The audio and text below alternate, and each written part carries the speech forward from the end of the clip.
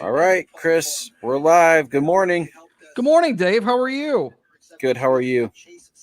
Oh, just great. Another late night for you last night watching day 2 of the convention. Oh, yeah. It was exhilarating once again. And we'll talk about it. Did you stay up till 2 in the morning again? I didn't stay. It was probably more like 1 by the time I actually fell asleep. Okay. So you got an hour more sleep. So then you're ready to roll again today. Ready to roll, baby. Nice.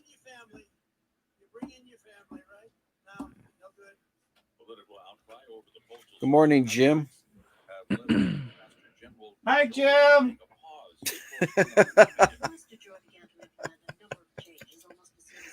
That's Rich yelling from the background.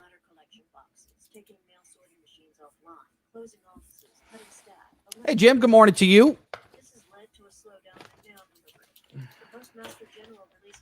So what did you think of good morning, Maria? So what did you think of the convention part 2 last night? What were your thoughts? Well, we'll get into it coming up here, but I thought, again, we were short on actual substance and talk. We were short on actual, there was no talk about anything. There was no policy talk. It's a lot of vague promises, which is not totally unsurprising. And I'm not saying that that this is necessarily what the convention's for. But can we talk about something? Heaven forbid Joe Biden actually talks to a real journalist to answer real questions. I think at this point, it's pretty obvious he's not going to answer any questions till a debate. After so many states are going to be able to send in their mail-in ballots, and I've got information on that too. But it's it's just crazy. I don't know. I don't know what people are doing that they're watching this and going, yeah, this is perfect. This is what I want. So I don't know. I was disappointed again because I was hoping there was going to be some more substance, but there was no meat on the bone. At all. So I don't know. We'll see. We'll see how it goes. I'm hoping that, whether or not Joe Biden actually says anything like that on Thursday, I don't know. I also thought it was weird that when he won the nomination, he was like, "Hey, everybody, thank you. I'll see you Thursday." What? He dropped the mic. That was strange. Yeah. Thanks. And just left. Yeah. He had some 8-ball to play in his basement, so he had to dip. Well, you got 2 more days of must-see television for you to watch at night. So at least you have that going for you. You could have been watching the Tigers. I want you to think about this. All right. And this is an exclusive for the people watching now, Mark, Jim, Maria, everybody. Think about this. And they covered this a little bit on CNN last night, like it was no problem. All states in the United States, all of them, will be able to mail in their ballots 12 days before the election. Everybody. Really? Will be able to cast their ballot without ever having to hear any sort of policy. Interesting. Having Joe Biden, or Donald Trump for that matter, be able to explain verbally what they want to do, how they're going to do it, how are they going to pay for it. Here comes the show. Here we come. So we'll get into that too. Yeah. Designed for easy operation and feature all the performance-matched attachments needed to tackle any job. Right now, get 0 down at 0% APR for 84 months and save up to $1,700, plus no payments for 90 days. Now through October 31st. See us or go to KubotaUSA.com for full disclaimer.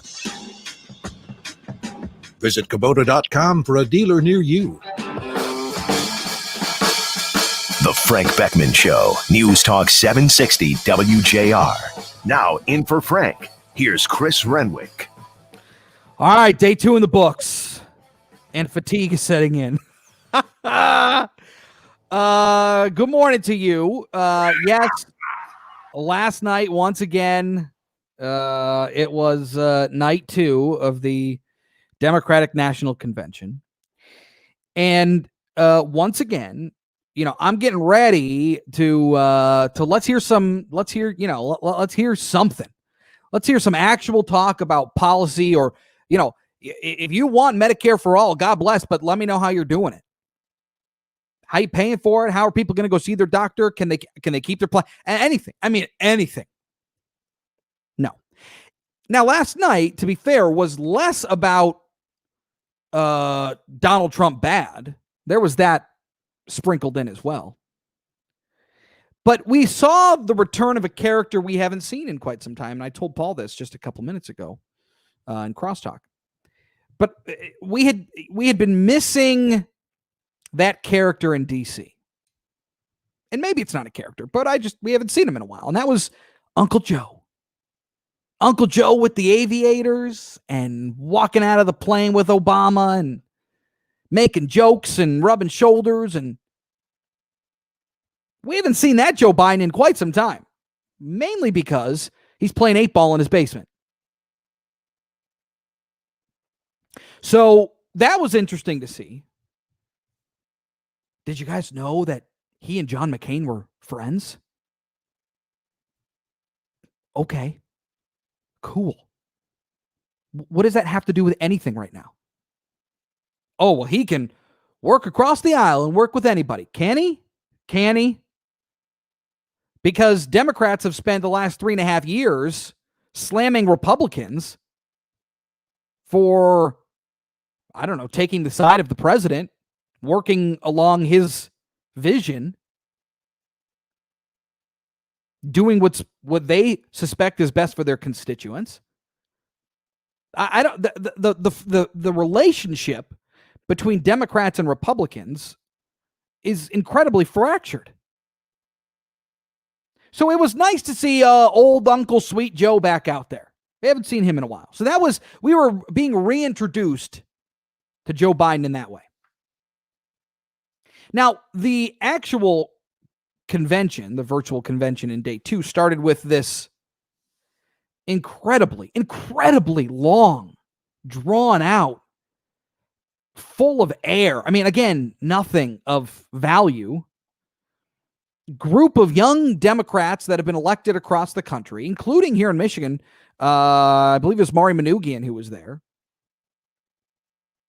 And talking about why they got into politics or why they support Joe Biden. And it was just a lot of, I mean, look, I look at it as like, if you're coming here to this show, right? You're coming here for 3 hours. We're gonna do our best to give you the facts. We're gonna do our best to entertain you. That's what we're here for. We're gonna have a good time. And I'm gonna give you my opinions, and you're gonna give me yours, and away we go. But for what felt like an eternity of these videos, these recordings of these young elected leaders from across the country, I support Joe Biden because he's a good man. I support Joe Biden because he has a good heart. He's going to do what's best for this country. Okay. What? Can you tell me something else? Look, I'm dedicating 2 hours of my night to you here. I could be doing a lot of other things. Can you give me anything else? Anything? No, they didn't. Then you had Sally Yates come up.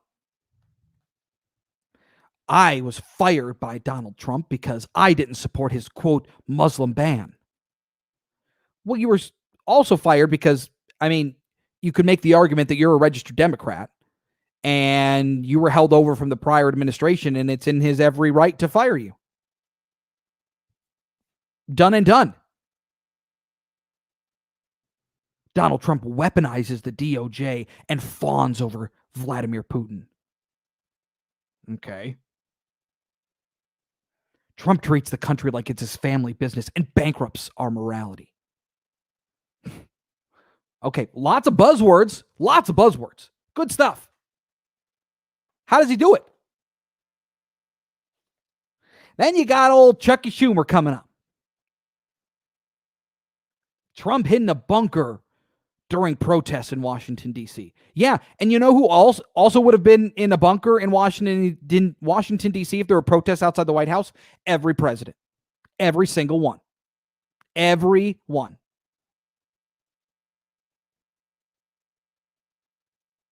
Trump has quit on you. Biden has a steady hand and big heart. Democrats must take back the Senate. We will bring bold and dramatic changes. We will make healthcare affordable for all. We will shorten the wage gap, and we will focus on climate change to save the planet. Again, short on details. Lots of buzzwords.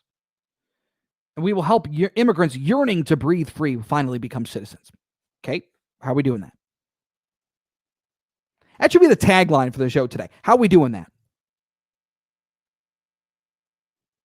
Then you've got Bill Clinton coming up, which was incredibly boring. I mean, it was, Bill Clinton used to have a lot of charisma. Obviously, you remember that. And he's older a little bit now. I mean, I get it. He's got a beef against Donald Trump, and, I get that. But my goodness, all of that is gone. In a real crisis, Trump's way of handling it were a house of cards. Joe Biden will be better for young people and raising their kids, better for farmers and healthcare workers, because he'll provide a better living wage. And then, quite possibly, the shock of the night, at least initially, of course it wasn't, but AOC was the second nominating vote for Bernie Sanders for president. Huge supporter. And I think, I went on Twitter right after that, and people were going crazy. And it's like, well, okay, yes. At first, he was like, whoa, I didn't expect that. But then you think about it, it's like, well, that was planned. That was going to happen.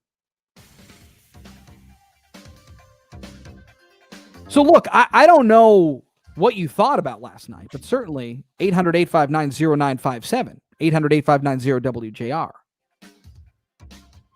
We got a little bit of Trump is dangerous for national security. He doesn't know how to handle that. He doesn't know the facts. And a lot more from last night. We'll get to that coming up as well. 800-859-0957, 800-859-0WJR is the number for you to call or text. We're also live on Facebook, so you can watch the show there. But in the meantime, at 9:13, let's head on out to the roadways and check it out with Dana Clark. This report is sponsored by Indeed.com. If the next step for your business is finding a high-impact hire, try Indeed. Their flexible payment options mean better bang for your buck with no long-term contracts. Indeed will even give you a $75 credit for your first job post at Indeed.com/high-impact. Terms and conditions apply. Accident-free at the moment, Chris. Seeing a slight delay along 75 northbound between 696 down to 11 Mile. Now, WJR weather first from the Weather Channel, sponsored by the Generous Pour event at the Capitol Grill. WJR wine lovers, our friends at the Capitol Grill, are excited to announce this year's Generous Pour for just $28 with dinner. You'll enjoy 7 remarkable varietals from Orange Swift winemaker Dave Finney, wine enthusiast winemaker of the year. Call 248-649-5300 or visit thecapitolgrill.com. Looking good, feeling good over the next few days. Temperatures hovering a few degrees below average today. Plenty of sunshine, 78. Should be about 81 this time of year. Tonight, might be even cooler by a couple degrees. Clear, 57. Suburbs cooler, low to mid-50s. Tomorrow, sunny, 82. Friday, mostly sunny. Could get into the upper 80s. From the Weather Channel, I'm meteorologist Ray Stagik on News Talk 760 WJR. Dumichel's is pleased to announce their Thursday 21 auctions. View nearly 900 pieces of fine art and estate items from the 19th and 20th century at Auction Detroit. Chris, I forwarded you an email from Patrick Anderson. So if you have a chance to take a look at it, okay, for that interview coming up. Preview or consign items at Dumichel's Gallery across from the Renaissance Center. For details, visit auctiondetroit.com. Dumichel's. And we're just waiting on Jim Roop. I don't understand it, and it frustrates me. Why? Give us an update on the convention last night. Unnecessary surgeries. Why are you? Are you ready to start living a pain-free life? Do yourself a favor and call Pain-Free Life Centers today. 248-879-1100. For years, you've been hearing me talk about the benefits of laser therapy. It's totally non-invasive, and it's been cleared by the FDA. I challenge you, no, I'm begging you. Give me the opportunity to give you a better quality of life. Call the office today. Come on. What are you waiting for? Start living a better quality of life today. Go to painfreelifecenter.com. If there's a second wave of the COVID-19 that comes in the fall, it's going to put a bigger emphasis on the mail-in of voting, don't you think? I don't know if anybody's going to want to go out and vote in person if that starts happening. Well, see, here's my thing with voting in person, and we can talk about this today too, is you go to the grocery store? Yeah. Have you been to Target or any other store like that? Yeah. Have you been to the gas station? Yeah. What's the difference? I mean, everybody's got to go out at some point. True. What's the difference of going?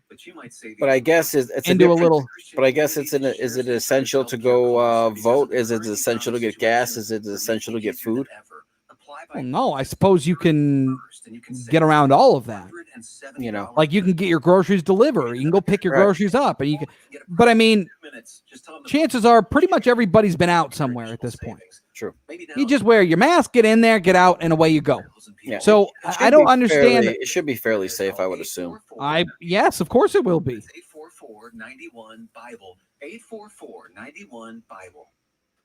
So then people don't have to worry then. If they feel that their mail-in vote's not going to count, if they feel like it's not going to get there in time, they just go in person. Right.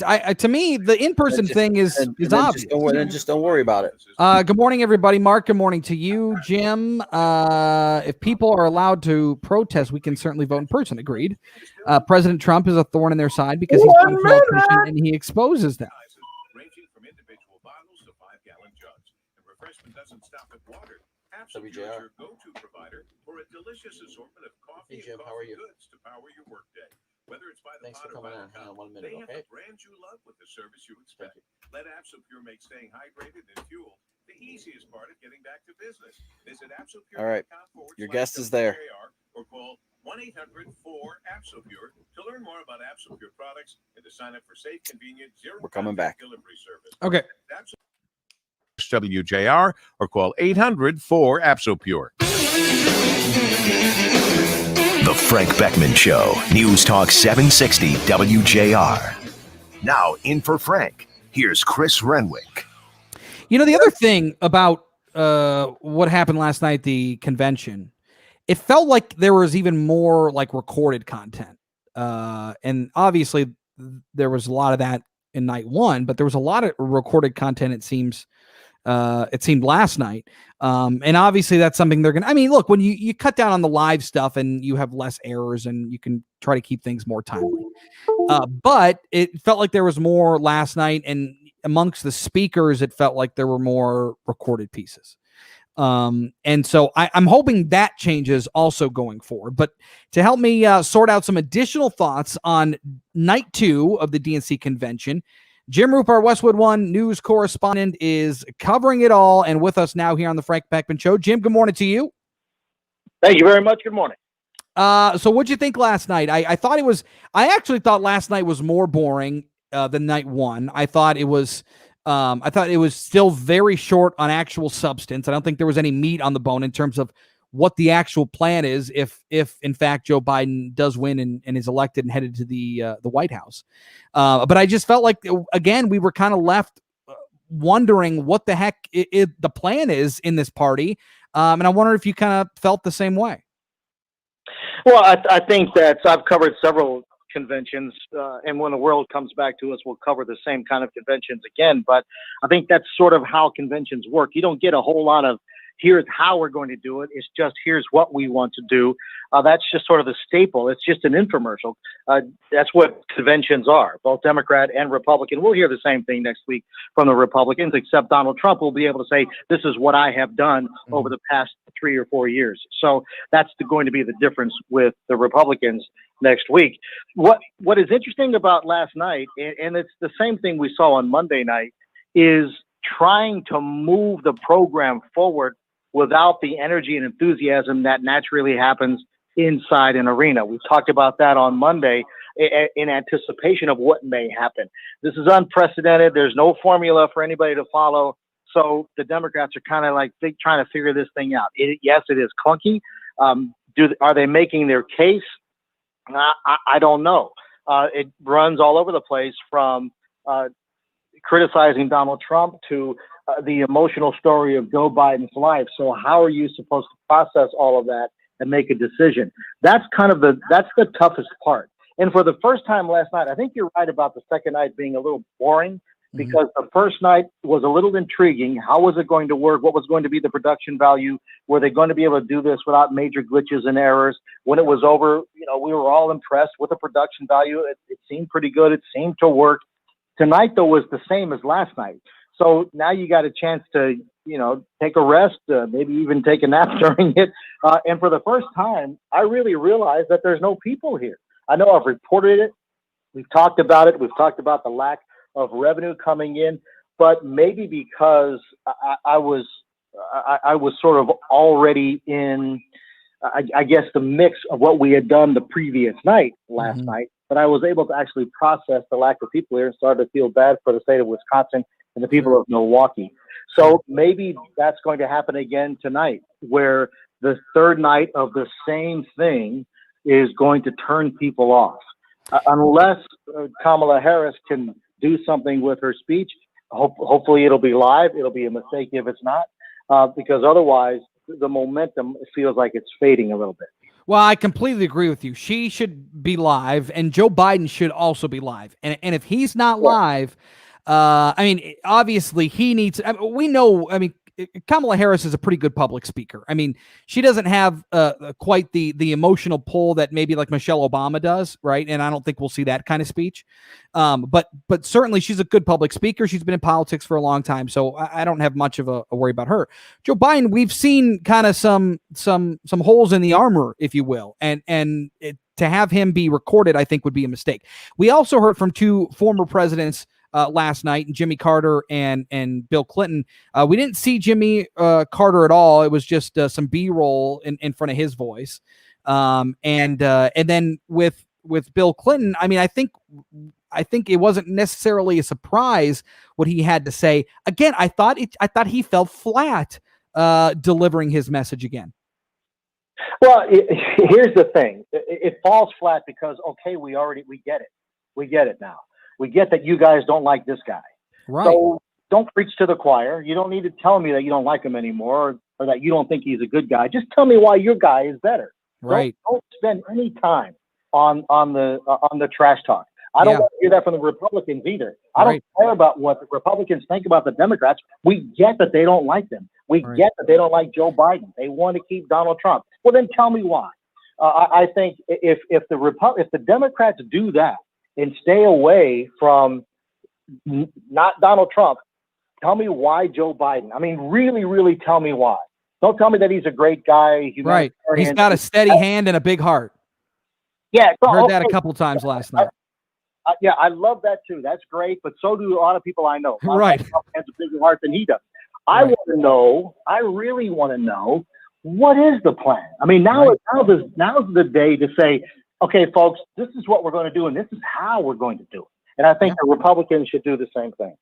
Another interesting thing that I felt that I saw last night, and I'm wondering if you felt the same way, but we saw the return of Uncle Joe. We saw that character get rebooted because we had lost that kind of huckster with the aviators and the suit coat draped around his shoulder as he's walking out of the plane with Barack Obama. We hadn't seen that a lot. And I thought we saw the return of everybody giving, kind of remembering and reminiscing about that side of Joe Biden, that softer side of Joe Biden, where, he's friends with John McCain and he'll reach across the aisle and talk to anybody. And we haven't, I feel like we had gotten away from that Joe Biden a little bit, and I thought we got reintroduced to him again last night. Yes, but, that's great that he made friends with a few Republicans. Mm-hmm. But how good is he at making friends with all of them, or a majority of them? Everybody's going to have some friend across the aisle. There's going to be somebody you're going to have a drink with at the end of the night that you might bicker with during the day over policy. But at the end of the day, you like him because he's a good guy. There are lots of relationships like that in Washington. There always have been. Even in what seems like a very divisive era right now, they still have those things going on. People still get together in the evening. You just laugh and joke around. So that, I mean, it's great that he has that relationship with John McCain. It's great that John Kasich is behind him, and Meg Whitman, and all these other folks. But what other friends do you have? Who else? And can you make friends with Republicans today? Yeah, well, that's a great question too. Yes, show me the relationship with Mitch McConnell. Right. Show me the relationship with Paul Ryan. Show me the relationship with these people that are going to show me that they trust you as much as you trust them. And you know, I don't know. I really need more substance. I mean, I'm going to be making everybody's going to be making a major decision in less than 80 days. So you better give me something to chew on for a while. No doubt. Hey, Jim, good stuff. Thank you for your insight, and we'll be back at it again tonight, so we'll talk maybe down the road here this week. You got it. Thank you so much. All right, there it is. Jim Roop, our Westwood One news correspondent, covering the convention to help us all make sort of it. And look, I don't disagree with him where the convention is not the place to get into hardcore policy ideas. But again, we haven't heard any of that yet. The last time we heard about that was at the debate with 10 other people on stage. I mean, do you really know where Joe Biden stands on things? I don't. So again, I'm hoping somebody can tell me. And now you got a bigger night tonight. Kamala Harris, Barack Obama. You'll have some bigger names speaking. So we'll see what they have to say. Don't give me the big heart, steady hand thing. 800-859-0957, 800-859-0WJR. The number for you to call or text. We're live on Facebook and on YouTube. But in the meantime, at 9:27, let's head on out to the roadways and get an update there with Dana Clark. This report is sponsored by Indeed.com. If the next step for your business is finding a high-impact hire, try Indeed. Their flexible payment options mean better bang for your buck with no long-term contracts. Indeed will even give you a $75 credit for your first job post at Indeed.com/high-impact. Terms and conditions apply. Just looking at midday construction right now in Redford Township. Traffic First sponsored by Shelving.com. Shelving.com, a Michigan family business offering Detroit-made durable Unirack brand pallet racking. Maximize space in your manufacturing facility, warehouse, school, and home. Celebrate 60 years with Shelving.com. And get a free warehouse safety pallet rack survey and 11% off at Shelving.com. We rack your world. Telegraph both directions near Plymouth. The right lane is closed at scheduled 7 a.m. to 5 p.m. daily through late August. Now, WJR Weather First from the Weather Channel, sponsored by Gordon Chevrolet. Gordon Chevrolet, where not only do you pick your payment, but now you pick your program. Need to pull ahead your lease? Do you need GM employee pricing or a low payment with zero interest? Let Gordon Chevrolet help you find it on Ford Road, just west of Merriman in Garden City. GordonChevrolet.com. Gordon Chevrolet, find new roads. Hopefully you are enjoying this great stretch of weather. It continues today. Plenty of sunshine this hump day. A high of 77 tonight. Clear skies, your low 58 for Thursday. More sun, up to 81. Sunshine, 66 degrees. I'm Dana Clark, WJR News with Dick Hafner in about 2 minutes. Nuts, bolts, rods, and screws are for robots, not people. If you've been diagnosed with spinal stenosis, you do not need a spinal fusion invasive surgery. Get better faster with an outpatient endoscopy. Energy Physician Group at Advanced Surgery Center in Dearborn. All right. Election Day should be a national holiday. I've kind of always thought that. I think the Super Bowl should be a national holiday too. Throw that in there. Probably. Heck yeah. I don't know. Is it the Super Bowl or the day after? Sunday. You don't get it's a good point. Great, really the day after. The day after. Great point. Yes. But you don't get the day. It's not like the day after Christmas is a holiday. Yeah. I'm sure that the day after Super Bowl is probably one of the more called off days of the year. Oh, sure. Yeah, I believe that. Yeah. Let's see here. All right. Good morning, everybody, for just joining us. Thanks for tuning in.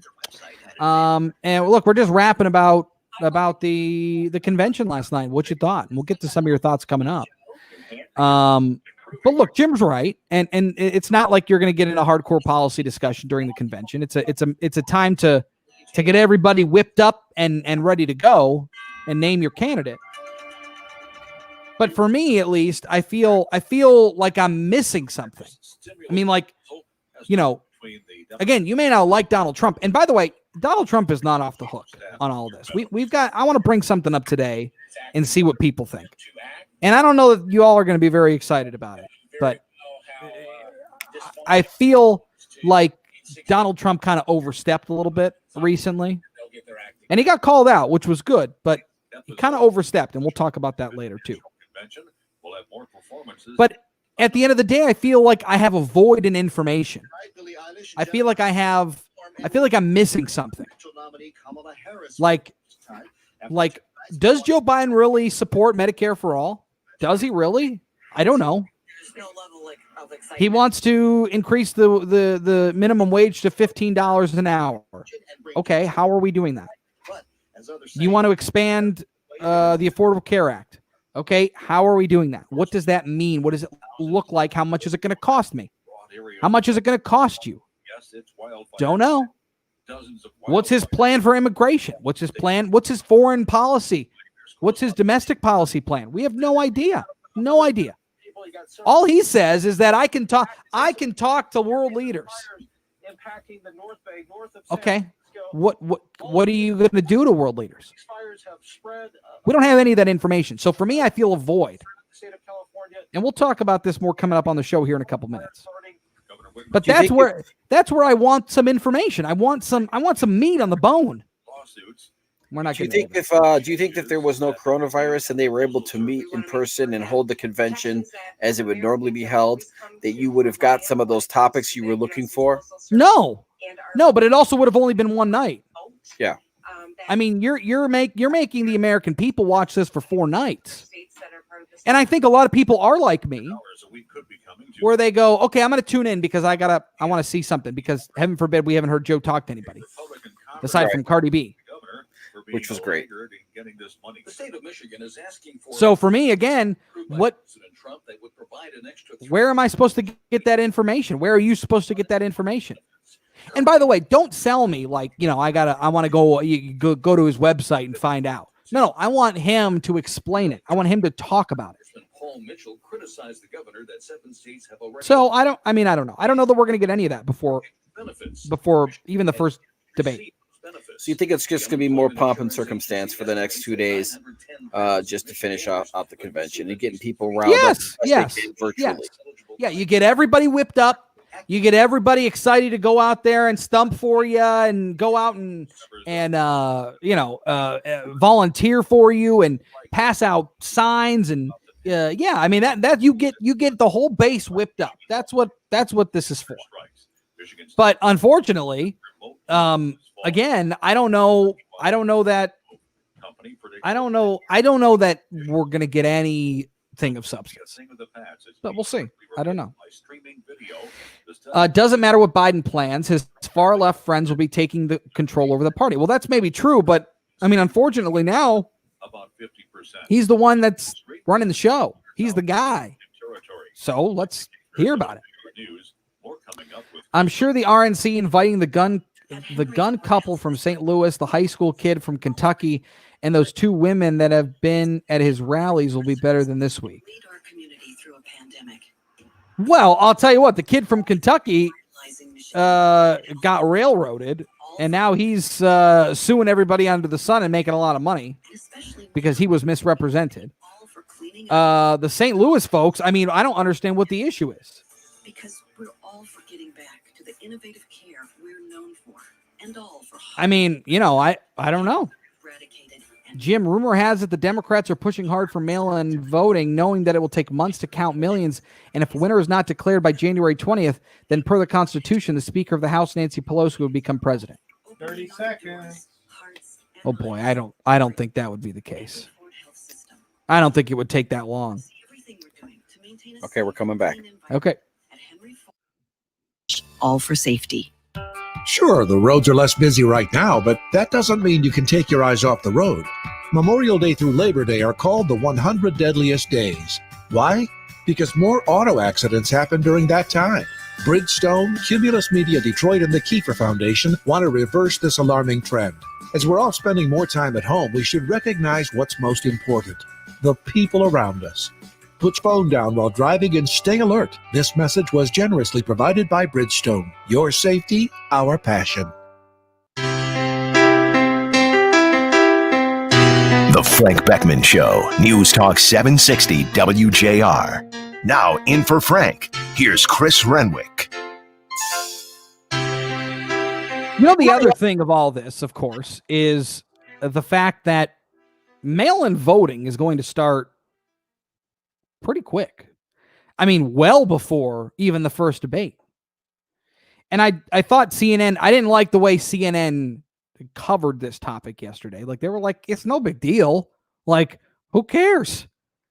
But it's an interesting thing to think about when you start to actually see the numbers about how many people are actually able to start sending in their ballots ahead of the election, right?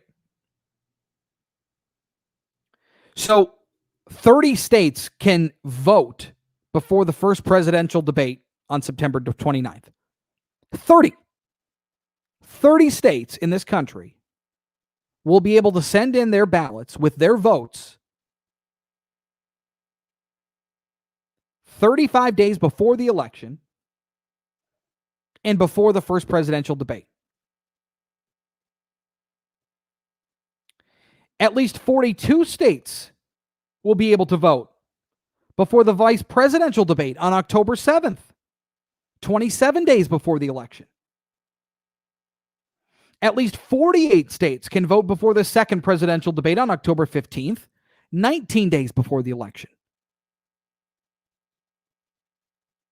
And all states in these United States will be able to vote via mail before the third presidential debate on October 22nd, which is 12 days before the election. Does that, I mean, that freaks me out. That scares me. The fact that there will be so many uninformed people, at least that first round of 30 states being able to vote before the first presidential debate. 30. I mean, that's a lot of people.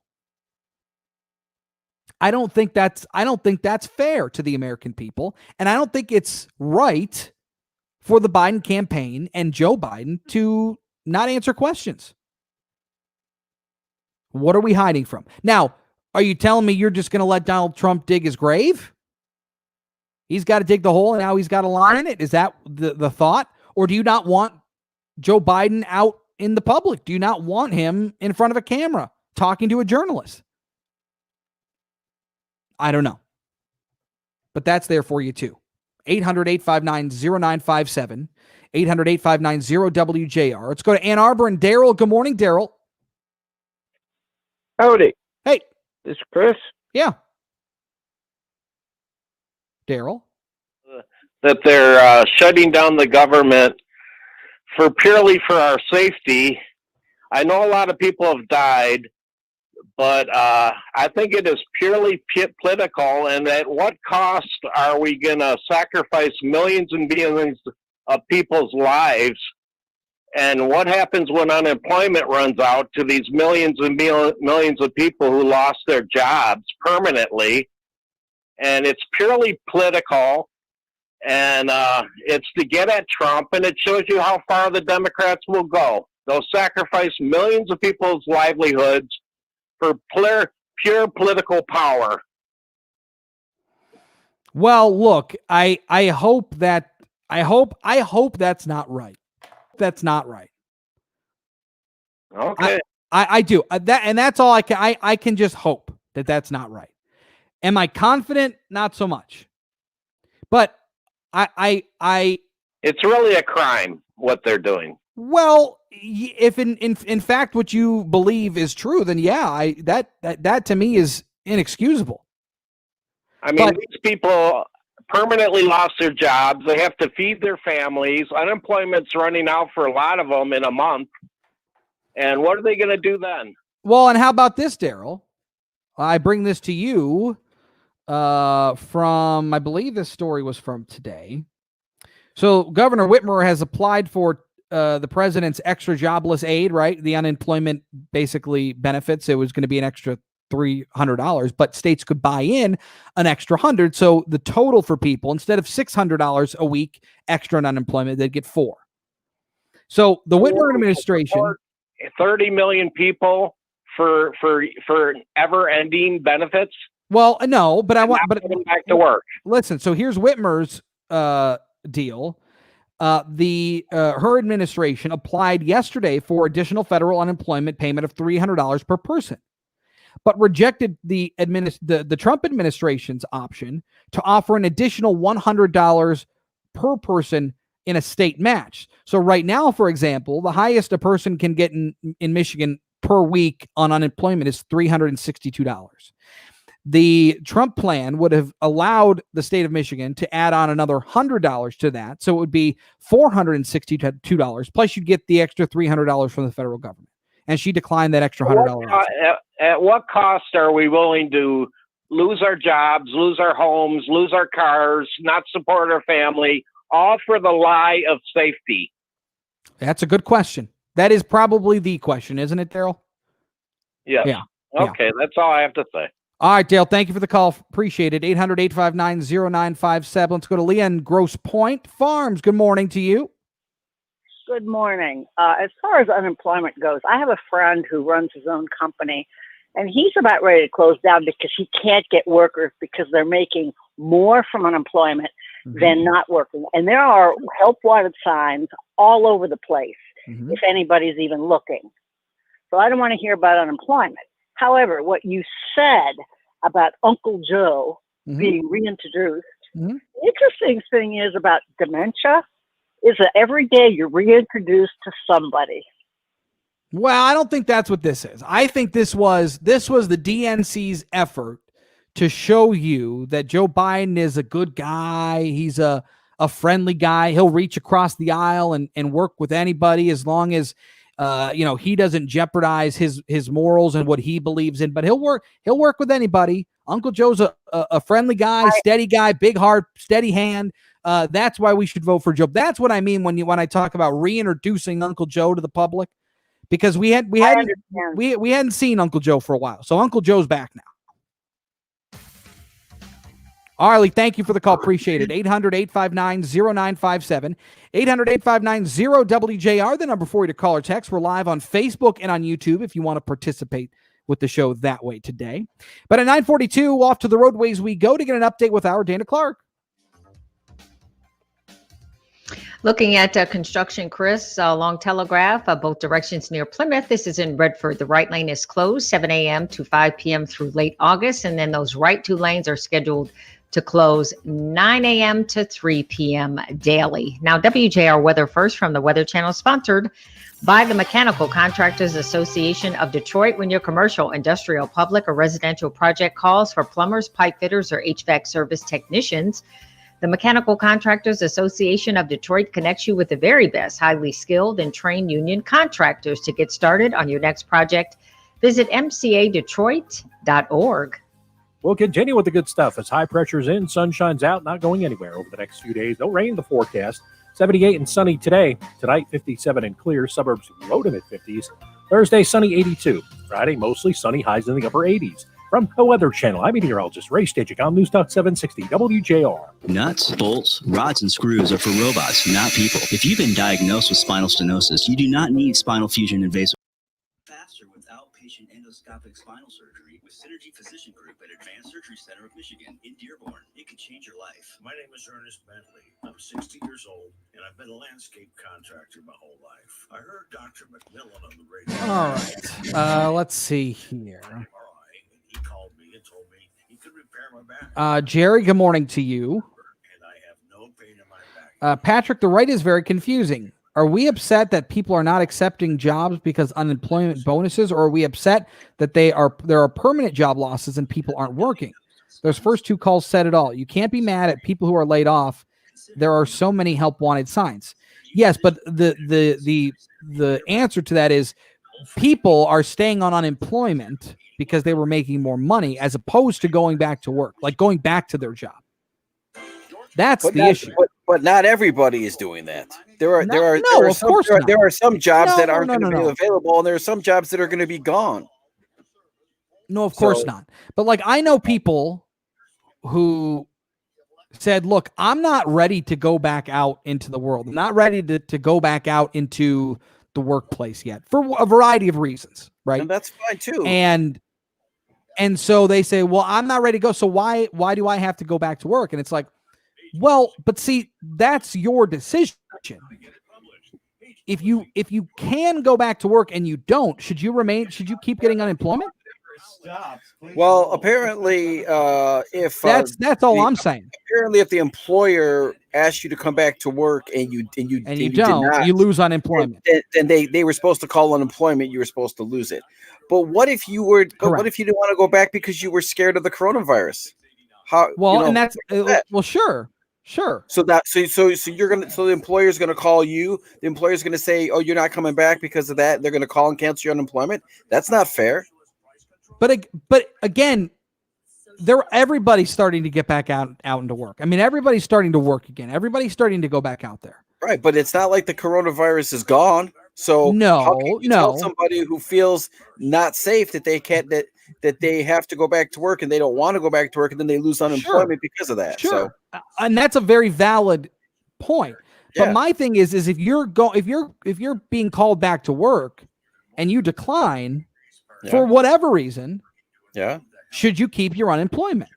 Yeah, because if you don't feel safe going back to work, what if your boss says, what if your bosses say, we've got all the PPE here that you need, we've got sanitizing, we have blah blah blah blah, we've got all the safety measures, and you don't want to go back to work, it's your choice not going back to work. I'm just saying that you should keep unemployment.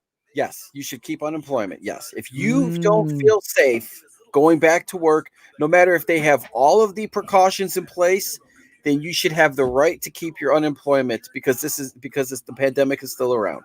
Ooh, I don't know about that, David. Yes, I don't know about that. 100%.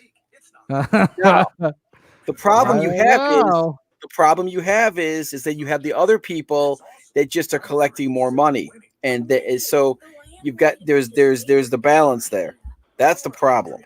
Sure, but again, there is no 100% either way. I don't know if that's the way to go. I don't think you can have your cake and eat it too. I don't think you can go back and collect a paycheck to work, but if you decline, you continue to pay unemployment. Well, we're coming back, so we'll discuss this more at the next break. The Frank Beckmann Show, News Talk 760 WJR. Now in for Frank, here's Chris Renwick. 800-859-0957, 800-859-0WJR, the number for you to call or text. I want to read you a text message here. Chris, enjoying your show, but I would like to correct you on what you said regarding mail-in ballots. I'm a township clerk, and we will not even get the ballots until around September 20th, 45 days before an election is what the law says. Then we have to go through testing to get them all stuffed and then mail them out. This will not happen prior to the first debate. Just wanted to let you know and let your listeners know on the timeline. I don't think Michigan is one of those states initially. But, and I just want to double check here. Let's see. So I don't believe they're one of the first 30 states that can vote it in. But they can, but people can start submitting their ballots before the first presidential debate, 35 days before the election. They can actually send it in to you. You'll get it and review it and then send it out, is how I understand it. And to continue on that, more than half of the people will wait until the last 2 weeks, and we are encouraging them to drop them off because there's no provision in the law to accept postmarked ballots. That is the ones where the postmark before the election day, we can only count ballots that are in our office by 8 p.m. on election day. So again, I understand that, but it's the fact that once you send your ballot, once you leave your house and put it away, it's at that point your vote's casted, and you haven't even had the opportunity to hear anybody out. So that's the issue. That's the issue, is that people are allowed to send their ballots in before having heard anybody out. 800-859-0957, 800-859-0WJR, the number for you to call or text. Let's go to St. Clair Shores and Robert, who's on the line. Good morning to you, Robert. Hello. Hey, Robert. Oh, this is St. Clair Shores, not I'm Sterling Heights, not St. Clair Shores. Chris, I just want to kind of contrast things. I mean, you talked about everyone's thinking Joe Biden is a good guy, but to tell you the truth, he's a lot more likable than Hillary Clinton. That's true. Sure. What I've seen so far from the Democrat convention is a lot of doom and gloom, Mm-hmm. and their positive message is pretty much everything's free.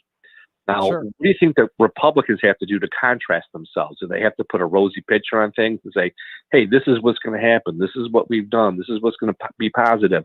Because I do think they have to hit some negative things like, the civil unrest. Mm-hmm. And they have to also show some of the policies that the Democrats are going to invoke and say, this is the downside. Not everything's going to be free. Sure. And Robert, and when you said that, the first thing that came to my mind was, so President Trump and the leaders in the chambers came to an agreement, huge bipartisan effort on criminal justice reform. You've got Van Jones on CNN literally praising Donald Trump, and we'll have to find the audio, but literally praising Donald Trump because he's the one who undertook criminal justice reform and passed it. He's the one, not Barack Obama, not Bill Clinton, not George W. Bush, but Donald Trump was the one who revamped our criminal justice system. And Van Jones, of all people, is the one out there heaping praise on the president. Now, this was a little while ago, but my point is, he should definitely point to they should point to the things that they've done and accomplished and worked, but they also need to point to the things that still need to be done in a way that people can kind of get on board with, right? And right, if you talk about like, look, you want a Medicare for all, here's how that's going to work. Here's how it's going to work, and we're going to show you. Or you want free education, you want free 4-year education to an undergrad university anywhere. Here's what's going to happen. Here's what that's going to take. So I think there's a certain element to that, but I think, like Jim Roop kind of said, look, I'm over we know the Democrats don't like the Republicans of Donald Trump. We know that. We can move on from that. Tell us why you should be elected. Tell us why you should be in power. No, it's Trump bad. And that's the stuff that's where you lose me. 800-859-0957. Let's go to Holly and Dave. Good morning, Dave. Good morning. How you doing? I'm good. What can I do for you? I just have a question. Let's see what your thoughts are. Maybe other people have the same thought, but the governor's saying how she's basing everything on data and science. Yeah, and yet facts. I don't understand how the daycares and child cares have been back, and there's no big concern about them maybe dying or passing on the disease or the workers having to strike.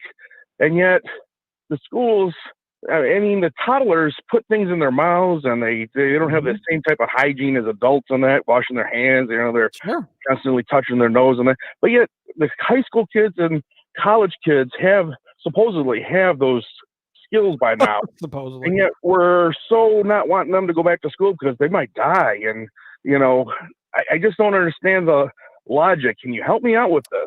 Well, I'll tell you, Dave, look, I've got a 2-year-old, right? And we're very, very blessed that we've got, family that can help out if we need to. And watch him we were going to put him in daycare coming up, but I don't, like a preschool type of deal, but we're not probably going to do that now. We went to our pediatrician not too long ago, and she told us, look, the worry is not the toddler or the little kid getting it. I mean, it would be a low-grade fever. This would be like it would just be like a low-grade flu kind of sickness, and they would be able to move on and be fine. But of course, the risk then is passing it along to the families, right? Passing it along to mom and dad, passing it along to grandma and grandpa or whatever. And so that's the issue. And I think you're right, because what are we hearing about kids going to schools, right? We're not necessarily worried about kids K through 12 getting the virus, because generally they'll be okay. And a vast, vast, vast majority of them will be fine. But they're worried about then going home, giving it to mom and dad and grandpa and grandma and whoever else. So yeah, I think the same thing should apply, except for the fact that when you open up a state again, right? I mean, you close everybody down and everybody's forced to work from home. But when you open it back up, everybody's got to go back to work. So what do you do with your little kids? I mean, there aren't, not everybody has those options. So I guess, I mean, look, I don't for a certain age. Yeah, I mean, I don't know what the outrage is for schools and not for daycares. It's a good question. It's a good question, Dave. I just thought I'd see what your thoughts were. Yep, you got it, man. Thank you for the call. Appreciate it. 800-859-0957, 800-859-0WJR, the number for you to call or text. We'll get to a couple more of your calls coming up next. We got just a short time here left, but I wanted to bring something up also. And that's what Donald Trump said recently about Fox News. And basically goes on, he had a rally, and I believe it was in Minnesota, and he's tweeted about it a couple times, like, look, Fox News has changed. They're not we got to find a new news outlet because they're not working for us anymore. But Neil Cavuto did a really nice job the other day talking about that and going, look, we're not working for you, Mr. President. I don't work for you. I'm not on your payroll. We're here to cover you. We're here to hand out facts to the American people. And I thought that was so brilliant. Because, for example, on this station, on this show, we give you common sense takes of opinions based in fact, and nobody is untouchable. And I just thought that was a really bad look for the president to throw that out there when he did. Because, unfortunately, we're not working for anybody. We're working for you, the listener, the viewer, whoever it may be. That's who we're working for. We're here to give you our opinions and the facts on something and have a discussion about it. So I didn't really like that.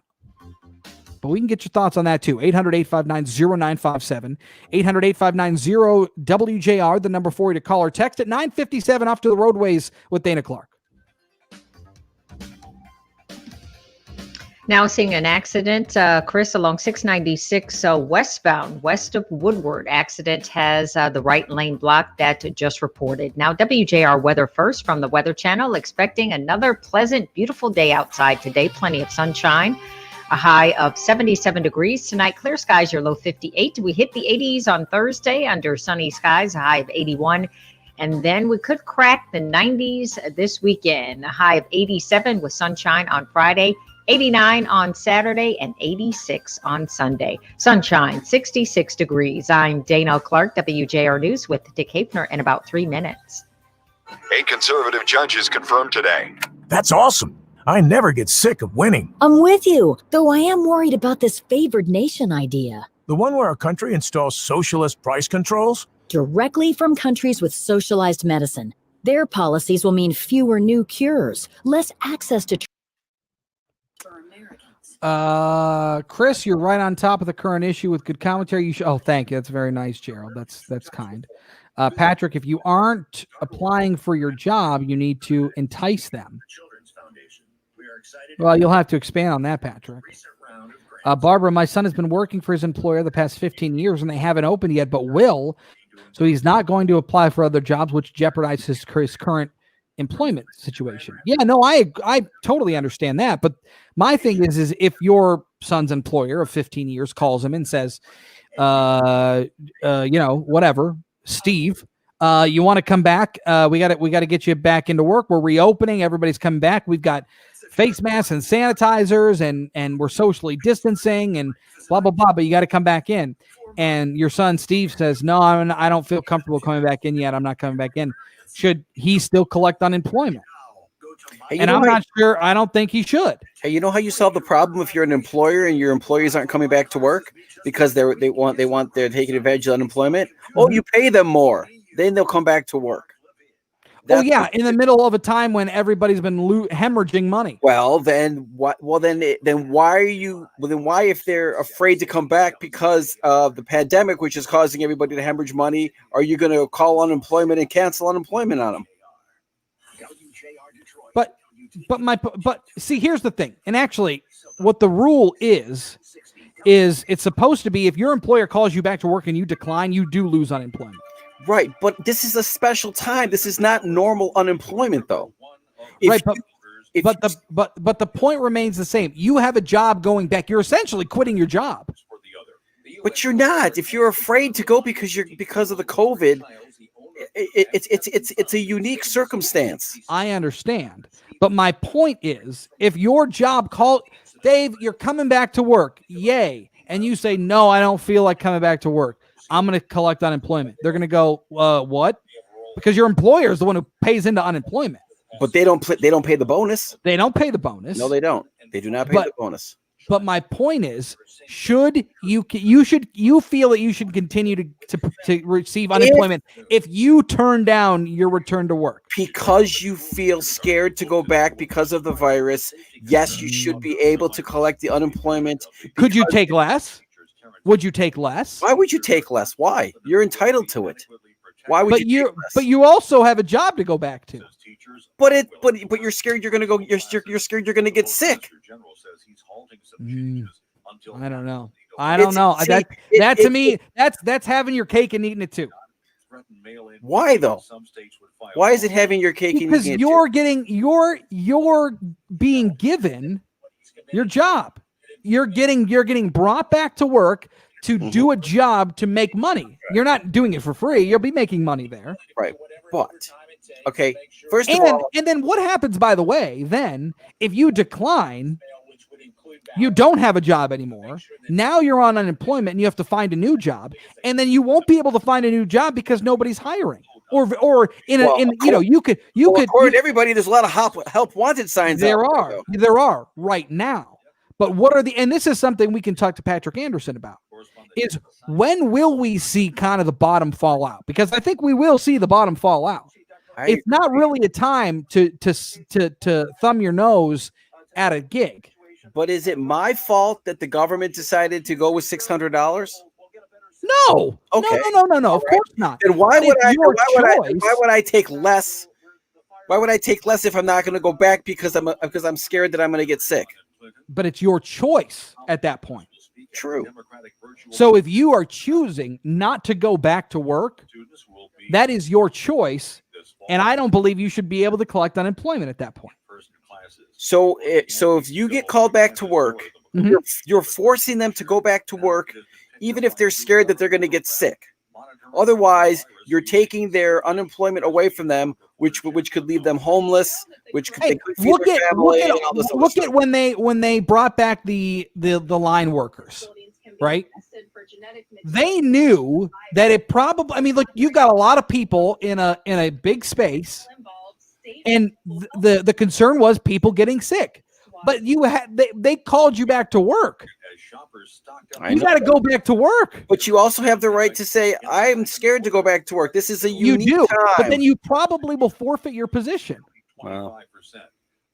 And then what happens when your 26 weeks of unemployment runs out? Well, hopefully you get the extra 13 that's tacked onto the 26. But I'm just saying. Because by that time, jobs could be very scarce. We also don't know how long this pandemic is going to go. We don't know how long it's going to last. That's true. That's true.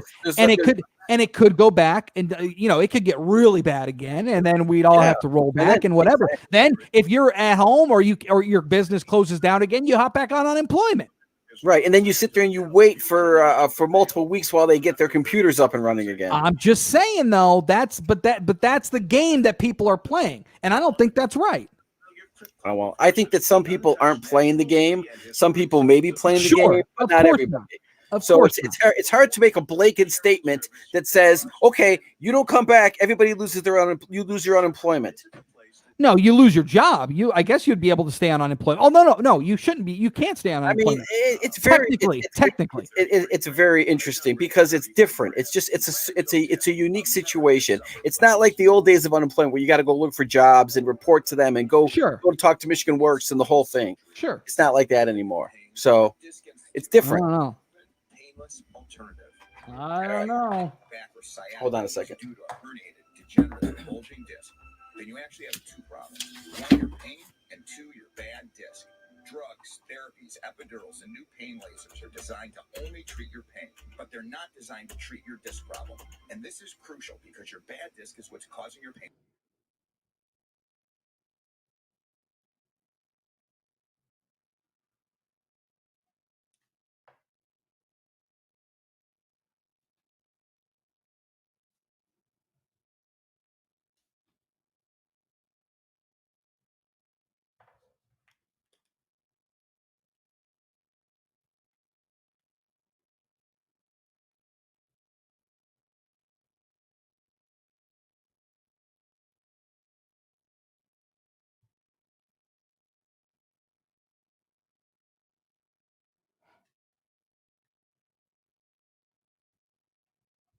Chris Renwick.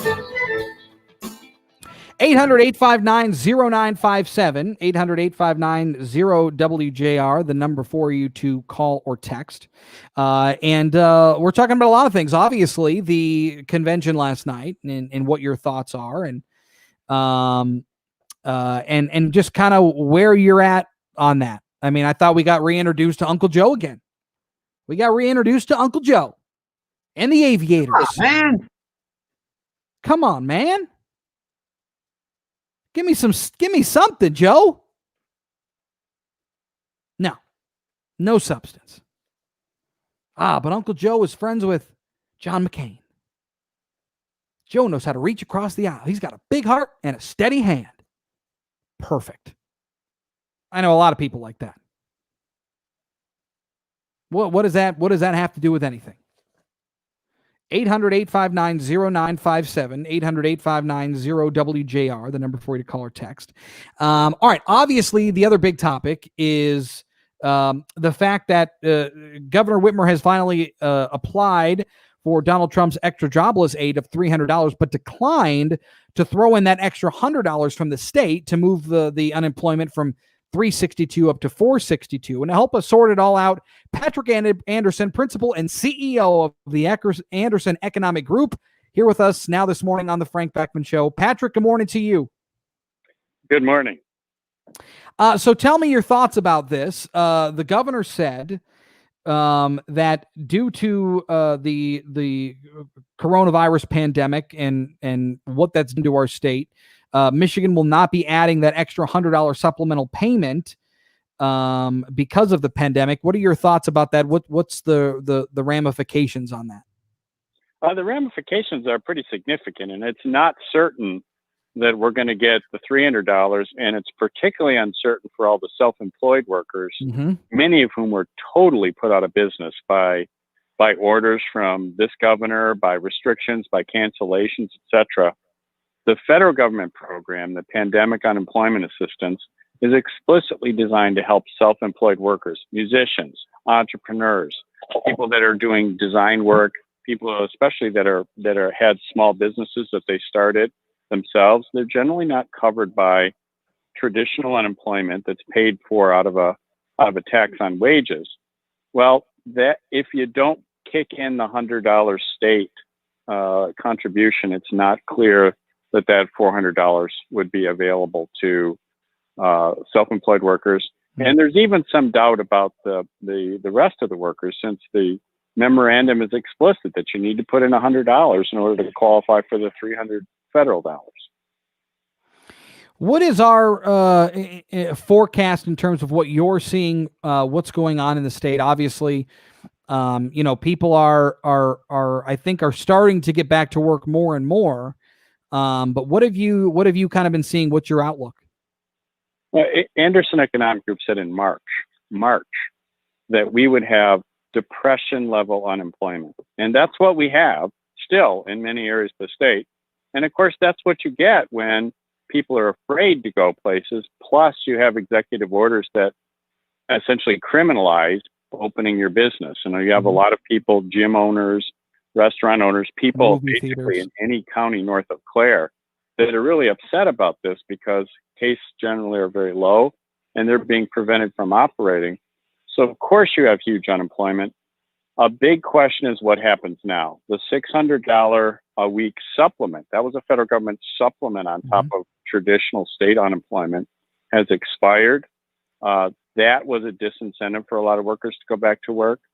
It seems like we're going to have a coronavirus economy for some months. I'm not forecasting that we're going to get a magical vaccine and everything's going to go away. We're going to have to deal with this for some time. We cannot remain in a cave. We need to eat, we need to produce, we need to do other things. And that means we're stuck with this for a while, regardless of who's elected president and what our governor does. We have to deal with this. And I'd like to see our elected officials, both at the state and federal level, work together to do something constructive. And I think it is constructive what the president did. Some doubtful constitutionality about putting all this money that was appropriated for one purpose to a related purpose. And I'm glad Michigan's at least taking a step towards towards making use of it.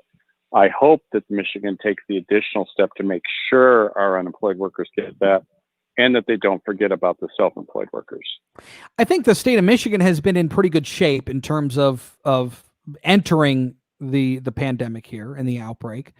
I thought that we were in a good position to handle it and absorb it for a matter of time. And I guess my question to you is, it doesn't feel like it's really bad right now. When could we, I mean, like, when's the gestation period? When could we really start to see the impacts and the effects of coronavirus and COVID here in Michigan?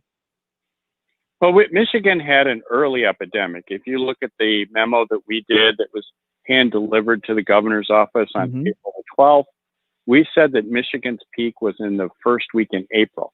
That's proven to be correct. Here we are in August. The peak cases in Michigan were in early April. Other states had peaks. If you look in the southern states, for example, Florida, Texas, Arizona, they're getting their peak around now. So Michigan was, you could look at it as we were fortunate. We got hit early and we went through our peak, and cases have been lower and have been lower now for months. They're particularly lower in most counties in the state. We have counties where the typical count per day is 0. Right. And so these counties are itching to get back to normal. And one of the unfortunate byproducts of the over 150 executive orders is that many of them treat, say, Clare and Newaygo the same way they do Ingham and Wayne County and Macomb County. And these are completely different situations. So we're already there for a lot of counties in Michigan where basically people are doing their best to get back to work. And we have some places where we have to be much stricter. I wish Michigan was smarter about that and was treating different places with much more care and letting local people make decisions that they have the most information about. Patrick Anderson, Principal and CEO of the Anderson Economic Group up in Lansing. Patrick, we always appreciate the time. Thank you. Good to be with you today. Yep, you got it. Good stuff from Patrick this morning here on the Frank Beckmann Show at 10:13. Off to the roadways we go with Dana Clark. This report is sponsored by the podcast Why I'm Voting. Have you ever wondered if Will Ferrell likes to wear his I voted sticker? I'll even wear it until the next day. Or what makes Stephanie Ruhle so passionate about voting? It's about what kind of country, what kind of world do you want to live in? Listen to Why I'm Voting wherever you get your podcasts. Traffic First also sponsored by the Construction Association of Michigan. Are you a construction contractor looking to grow or a developer looking for a contractor? The Construction Association of Michigan, CAM, can help you work together to get the project done right. One industry, one resource, one CAM. Check them out at buildwithcam.com. 696 westbound before Coolidge. Accident right in that road construction area. Seeing delays from at least Bermuda Mohawk. Those right lanes are reportedly blocked. Also, the right lane is closed for construction 696 westbound between Woodward and Coolidge. So a backup there. That right lane is closed through September 11th. Now, WJR Weather First from the Weather Channel, sponsored by Marathon. No matter where your travels take you, Marathon can improve your engine performance with quality top-tier gasoline. Marathon, fueling the American spirit. We'll continue to watch the sunshine today, continue to push across the sky. Beautiful afternoon as we make it to 78. Tonight, mainly clear and cool. Low average by about half a dozen. 57 degrees. Outlying areas low to mid-50s. Tomorrow, sunny 82. Friday, sunshine with highs in the upper 80s. From the Weather Channel, I'm meteorologist Ray Staging on News Talk 760 WJR. Hey, guys, 4-time Stanley Cup. Paid-free life centers, and the weather's nice, and I know 19 fasted Y65. I can feel it. Your face mask should be of a sheep, Dave. Yeah, I see that. Yeah. I think he's right. Yeah. I reported terminated and continued to collect under the new circumstances. Whose mask should be of a sheep? Not sure who that question is directed to. Chris or me? I think he was talking to Dave. Yeah, Dave. Let's see here. No surgery, just high intensity, high dose. Dave, unless everyone lived in a complete hazmat suit, their own house, and complete absolute everyone away, there is no way to prevent spread of a virus. These control tactics only prolong things. 662 is the new unemployment claim amount. $16.55 an hour for a 40-hour week. So all these now hiring places are just over broke. Maybe exactly when you need it to. Right now, Medicare is waiving their new member fees. Have you changed your mind yet, Dave? No, not at all. No, not at all. No, not at all. I see both sides of the story, and there's always a few that are going to ruin it for all the people that are doing it the right way. But I just don't know how you can make a blanket statement and all this, and the time for fear and free stuff is over, and it's time to get back at it. Okay, well, you saw what happened. We were closed down, and then slowly the governor opened stuff up again, and guess what? Oh, the numbers went back up. Shocking. But wait a second. Do you think that companies are more prepared to handle it now than they were then? I think that they are more prepared to handle it because we have more information, but it's still out there. It's not going away anytime soon. Okay? So all these people that are like, it's time to get back at it, and there's no reason that, and the shutdown didn't work, and it's ruining the economy and everything. What else were they supposed to do? What else was the governor supposed to do? Well, again, I don't know that I'm even talking about that right now. You know, I'm just wondering. My question, and you have not changed your mind. No. Is if you if you refuse to come back to work after your employer opens up for the correct reason, the reason is irrelevant.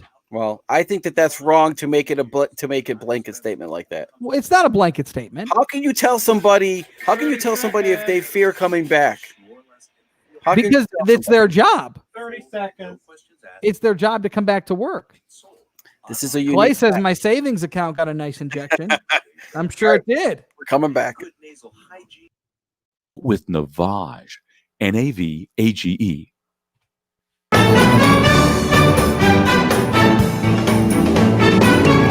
The Frank Beckmann Show, News Talk 760 WJR. Now in for Frank, here's Chris Renwick. 800-859-0957. 800-859-0WJR, the number for you to call or text.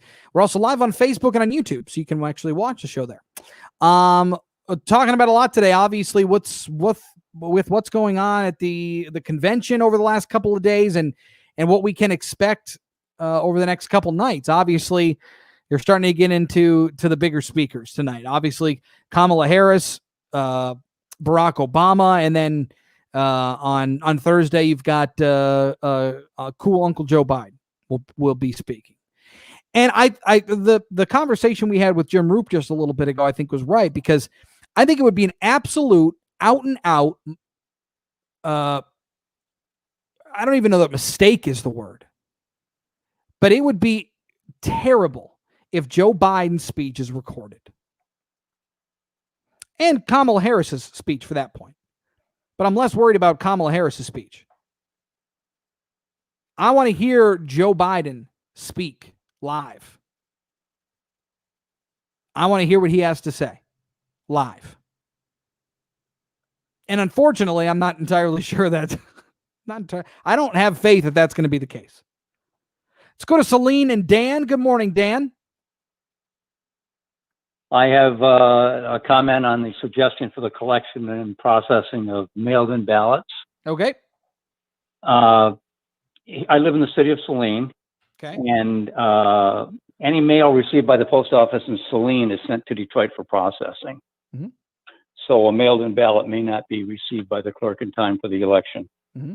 So my suggestion would be that a postal box be set up for the clerk in each city. Mm-hmm. And any mailed-in ballot from whatever source, on street, corners, or at the post office itself, is collected for 1 week prior to the election up to the closing of the post office at 5 o'clock on election day. That then gives the clerk access to these ballots up to 8 o'clock that day. And the Postal Service still gets paid for their efforts, and the ballots are easily discernible and placed in this box because these are stamped ballots.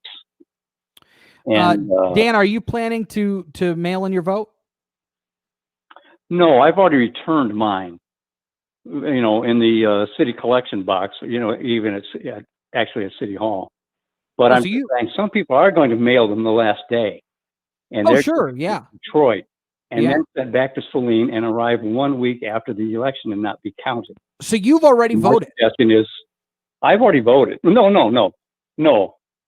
I have not voted. I just in the primary. No, I haven't voted for anything. Okay. So will you be I'm voting just in saying the general? November.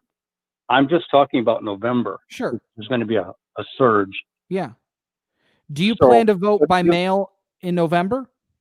No, I won't. I'm not talking about my ballot not getting there. Sure. I'm talking about people who Just in general. procrastinate and mail it the day of. Right. Yeah, no, and there will absolutely be people that do that.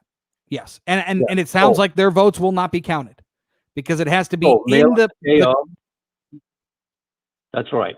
Yeah. Mail it the day of, if you want, collected by the postal employee, taken to the post office, placed in the clerk's postal box, not sent to Detroit for processing, and received after the election. That way you were sure it's been counted. Well, let me ask you this, Dan, because does it if you send that in the mail, that does need to be processed somehow. I mean, it does need to go through some sort of processing, doesn't it? I don't know that it does. Why not just take the discernible envelope out at the Saline post office, place it in the postal box? It's done. They don't have to send it to Detroit for processing. They don't have to get it received. They don't have to deliver it. It is delivered when the clerk picks it up. All right, fair enough. And look, I know we've got a couple postal workers and former postal workers and whatever that listen.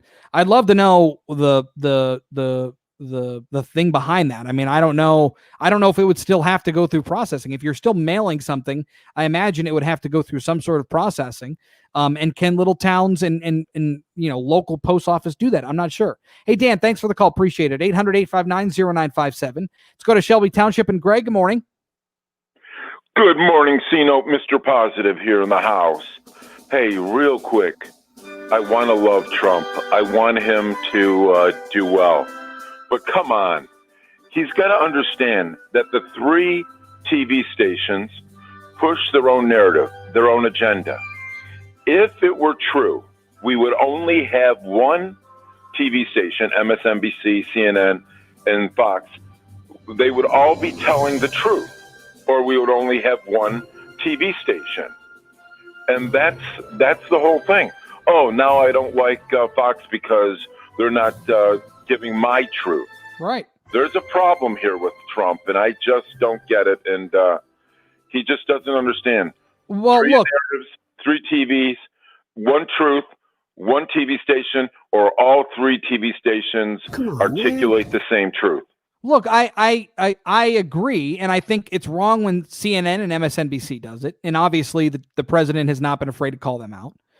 But to me, that's more obvious. I don't think that Fox News is quite as obvious. They've got people on there, of course, that have their own opinions and will absolutely attack the left and the way that they operate. But I think a vast majority of people on Fox News, especially like during the day, they're really they are. I consider them to be reporters, and they're pretty good about being fair. But when the president says, we got to find a new network because Fox News isn't doing us the job anymore, and it's like, well, no, they were never doing the job for you. They were never. Their job is to report the news, and just Murdoch want to push an agenda. He wanted to push propaganda.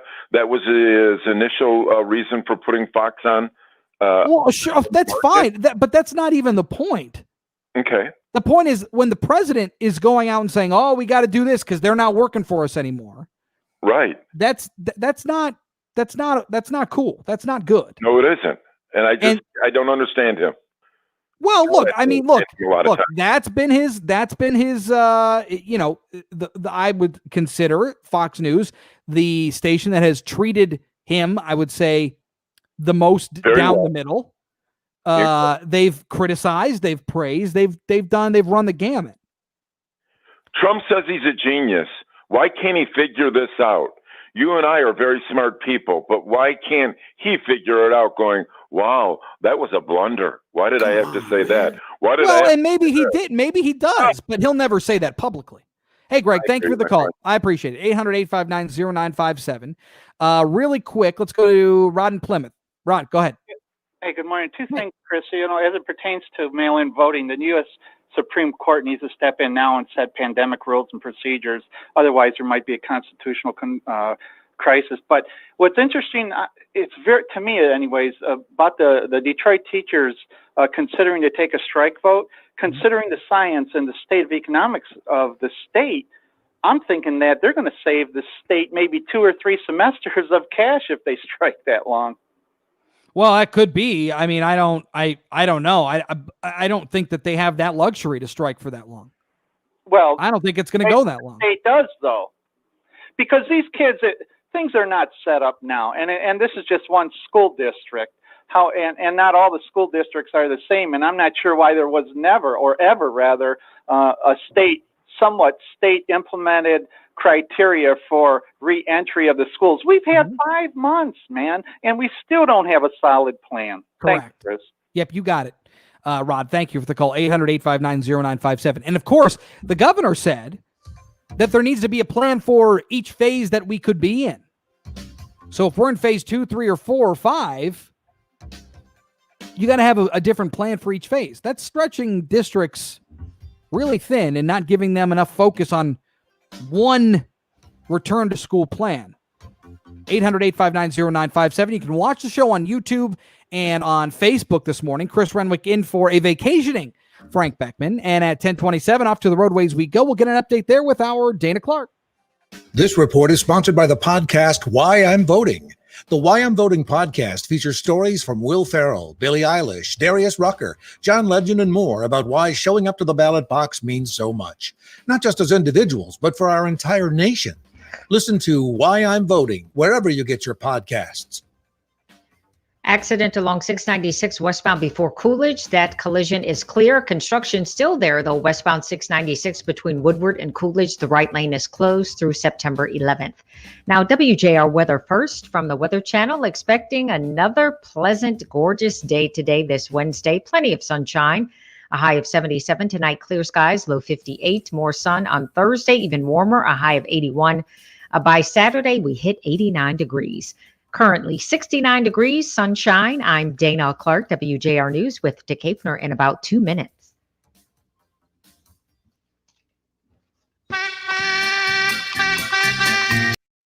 Summer sales event is in full swing. Typically responds in 1 hour. All right, Dave, what other questions do you have for me today? Well, I mean, I would like to still, I think we're still, I want to point something out to you right here that Patrick said, where he said, I am still fearful of my big 3 plant that had 12 cases the first month back. Sure. So that makes my point 100% right there. No, it doesn't, because 100%. Because, so wait, Patrick, do you work in a plant? Does Patrick work in a plant? I guess. I mean, that's what, Okay, but did Patrick go back to work? I don't know. Did Patrick must have went back to work? I don't know. Maybe he's currently back at work. Maybe he's back at work. I don't know. Sure. But my point is, you can't just tell your employer, no, I'm not coming back because of COVID. But you can. That's the thing. You can. Sure. You're right. You're right. And you you're should right. be able to without the fear of them calling unemployment and canceling you. That's all I'm saying. Patrick, do you work in a plant and are you back to work?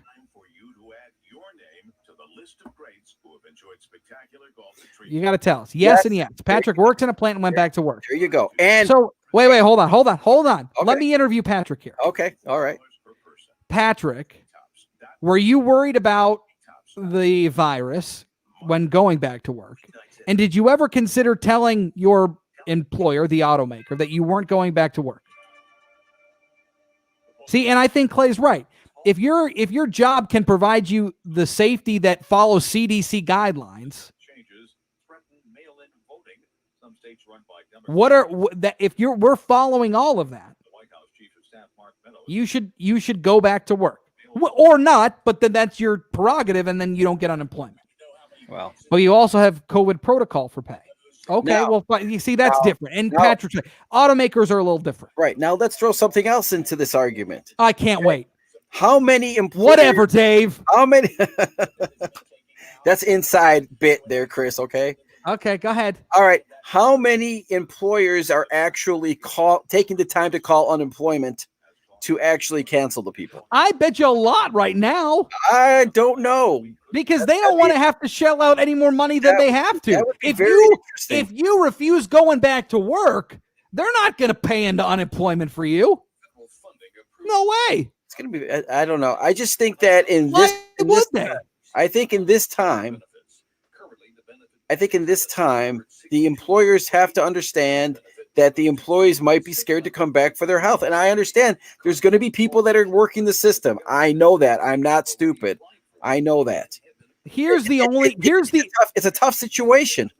Hold on. Here's the only reason why you should be able to tell your employer that you're not coming back to work right now. Okay. You want to know what it is? Yes. You got one. Yeah. It should be my kid's school district is going all virtual. Okay. She's in 4th grade, 3rd grade, 2nd grade. I can't leave her home alone. Okay. Somebody's got to be there with her. Is there a way for me to work that out? That should be the only way for this to work. That should be the only way that you should be able to tell your employer that I'm willing to come back, but I can't come back. And if they say, well, you can't come back, that's a problem. Okay. But if they say, look, we've got sanitizers and masks and face shields and whatever, we're socially distancing, there will be no anything that will be cross-contaminating, everything will be done in shifts or whatever. Mm-hmm. And you say, I'm not coming back because I'm afraid of COVID. Mm-hmm. While I agree with the sentiment of that, I don't believe that they should be required to pay you unemployment anymore. All right. So let me bring in another question for you. I can't wait. All right. What do you tell the employee that has a loved one living with them that is medically could be different? In trouble if they got sick. Okay. That goes along the lines of the kid thing. The category with the kid. Yes. Okay. Yes. All right. I agree with that. What do you think the employer is going to say? Not my problem. You come back to work. And that could be. Stay in business. Very well could be. Very well could be. So. But I think when you start talking about any big name company, I mean any Quicken Loans, right? Okay. Quicken Loans would say, look, we understand. You're taking care of your mother, you're taking care of your father, your grandmother, your grandfather, your sister, your brother, whatever it is. Or you say, I got a second grader who all their schools went virtual and I got to be home to help her. I'll work from home, but I got to be home to it. And they'll say, okay, fine, no problem. I think that's the case. I think that would be different and harder with smaller businesses, right? Like family-owned businesses or restaurants or whatever. I think it'd be more difficult. Right. But I think that there are extenuating circumstances that your employer would comply with and agree and help you out. I think that we can agree to disagree that there is not one blanket answer to this problem. No, of course not.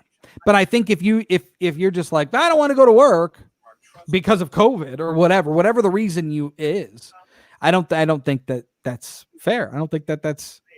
I think you're gaming the system at that point. Well, you have a point, but I think I also have a point too. Whatever, Dave. Let's see here. I'm not going to risk my wife's life if there's a bigger outbreak. Fair enough, Patrick. I understand that. Let's see. So what did that kid do during the summer last year? What kid? The kid that you had to watch while you couldn't go back to work. So what did that kid do during the summer last year? Well, everybody was home. Everybody was working from home. He said last year. Last year the kid was you take him to summer camp or whatever. Okay. You just do normal summer stuff, whatever you do with any of your kids during the summer. All right, we're coming back. You just leave them in the lawn or something. I don't know. Whatever. Performance remodeling for heavy-duty fiberglass windows that won't warp, won't bend, and won't lose their shape. They look fantastic and come with real lifetime guarantees. We can do that because they're made from fiberglass, not elastic. Call Performance Remodeling today at 586-540-6000 or online at windowsroofingsiding.com and replace all the windows in your house for as little as $2 a day. $2 a day. That's 586-540-6000 or online at windowsroofingsiding.com.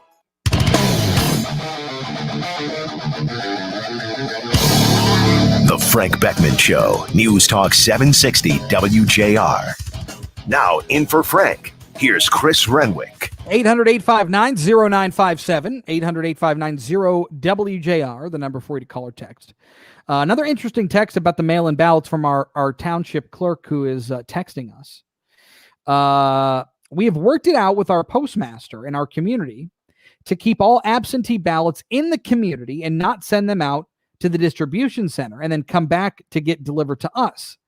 This has been very helpful in that if a voter mails it or the ballot has a better chance of getting to us without a couple of days instead of a week or two, no exaggeration. They also give us a call at 6 o'clock election day to let us know if there are any ballots at the post office and we can come pick them up. So it is essentially the same concept as the caller that mentioned having a drop box at the post office for clerks. All right, that's fair. Good. Perfect. As long as they don't actually have to go be processed and they can, just pick it up. As long as the post office worked that out, then fine. I just assumed that if you put a piece of mail in the mailbox that it's got to be processed. But if it's worked out that it's not, then great. 800-859-0957, 800-859-0WJR, the number for you to call or text. I think we're going down to Ohio. Doug in Sylvania. Good morning, Douglas. Chris, how you doing today, man? I'm good. What can I do for you? Hey, 2 points. I was just listening to you. I was just in Manchester, and I'm coming back about Biden, hopefully live on a speech. Now, the up-and-coming rising star, Michelle Obama, her speech was recorded about a week ago. If you notice, he did not mention Kamala Harris because it already was pre-recorded. Yep. So my point is on this, you would think if she was all in, she would call and say, hey, you know what? I'm all in. Let's do this live. Or Joe Biden would have called her and say, you know what? You didn't mention her. Let's do this live. This lady's not all in for Joe Biden. Second of all. Wait. Michelle Obama or Kamala Harris? No, Michelle Obama last night. When she okay. did not mention Kamala Harris. Yes. And she also said the COVID deaths were like 150,000 when they were actually over 170. Right. Yeah. So now my next point is, I don't know if you saw it or not. When they were doing roll call, America Samoa was doing roll call. Did you happen to see what two people were behind the two people that were doing the roll call? In American Samoa? Yes. I don't know that I noticed it. No. Two United States military personnel. Oh, yes, I did. Yes, I did notice that. Yes, I did. And yes, I did. I don't know why they would do that. Second of all, my middle girl is in the military. She's at Afghanistan in October. I just don't get it. I think it's wrong that they do that, and so it implies that the military is voting this way. Right. So, well, thank your daughter for her service for us. Yeah, he's looking forward to it. So good. All right, my friend. All right, Doug. Thank you, man. Appreciate it. 800-859-0957. Let's go to Chelsea and Richard. Good morning, Richard. And Richard. All right. How about we go to Toledo, Ohio, and talk to Dennis. Good morning, Dennis. How are you, Chris? Hey, what's up? Listen, 2 points. Number one, regarding Neil Kodu. Yeah. If you ever really watched him, he's kind of rude. He cuts everybody off. He likes to hear himself talk. But regarding the other gentleman that called, Murdoch doesn't run it anymore. His two liberal sons do. Right. But let me just give you one example. If everyone was fair, MSNBC, CNN, you wouldn't need a Fox. If everybody was fair, here's what is happening. Everybody's talking about mail-in ballots. Mm-hmm. That's a generic, general term, and it varies from state to state. What is legitimate is the one that you request. You go through the process that they verify who you are, and you get that ballot. And that ballot has been legitimate for a long time. What happened in New York was the governor prepaid the postage, so there was no stamp on it of when it came in, and it went out to anyone, everyone, people who've been dead.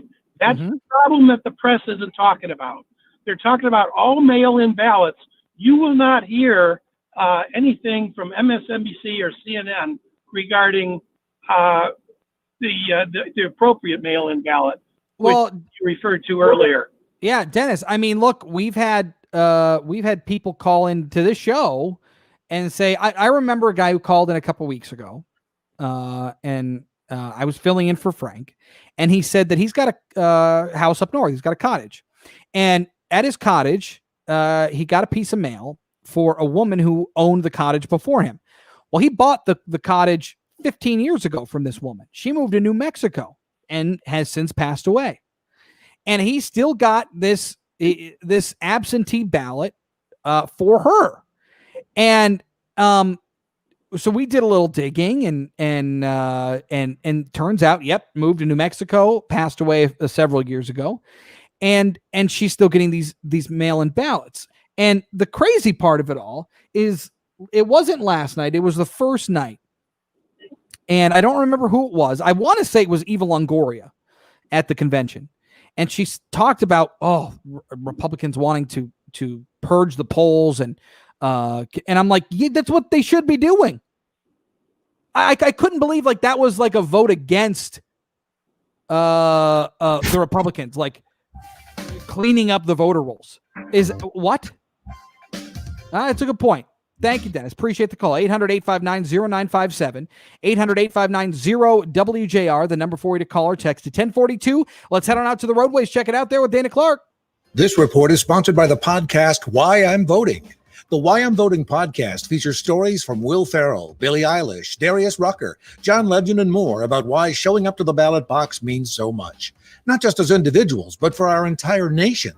Listen to Why I'm Voting wherever you get your podcasts.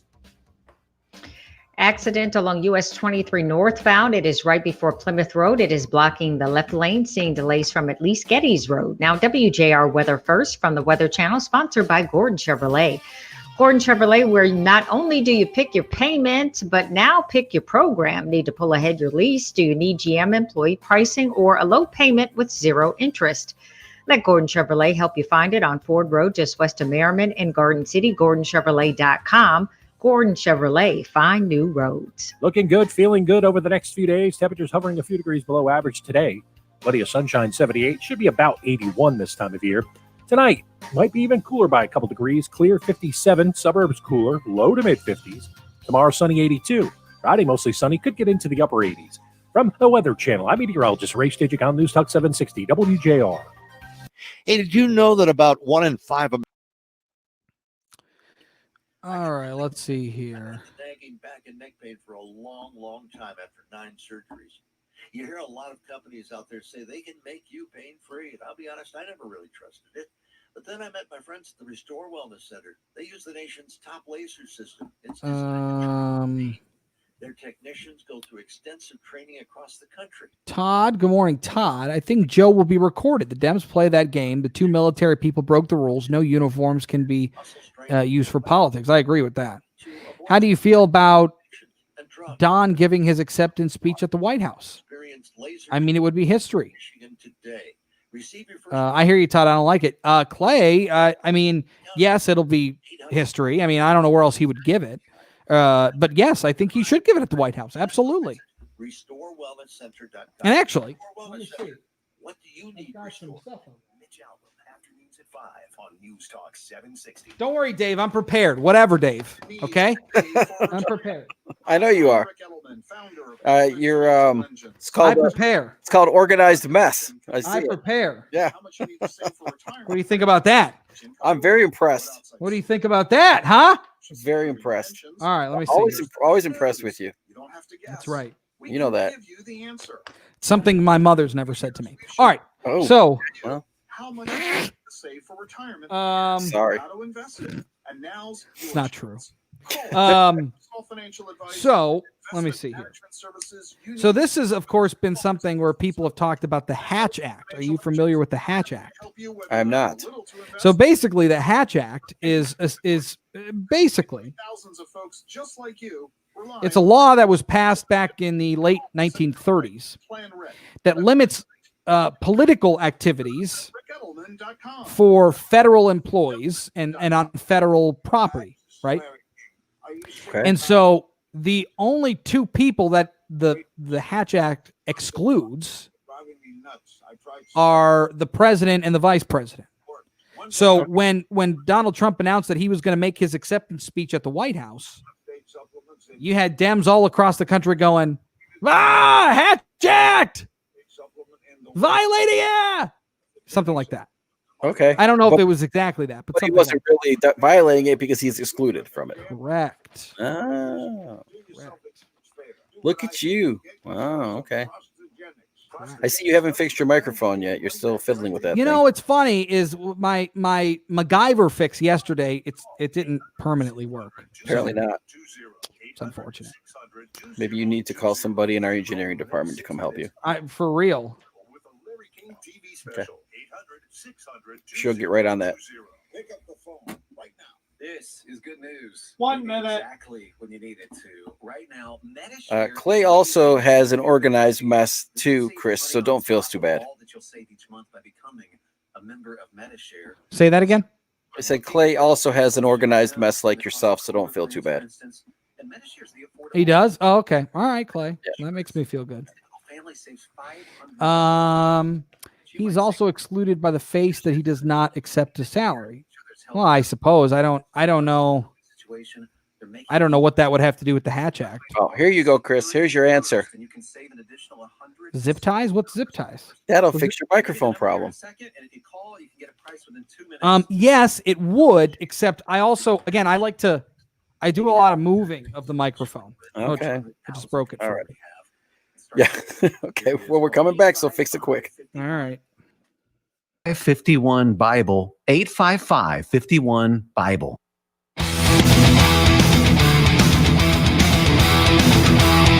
The Frank Beckman Show. News Talk 760 WJR. Now in for Frank. Here's Chris Renwick. 800-859-0957, 800-859-0WJR, the number for your caller text. Somebody mentioned on our video feed the thoughts about the president making his acceptance speech at the White House. And of course he should. I mean, where else is he supposed to accept it at? I mean, where else would he go?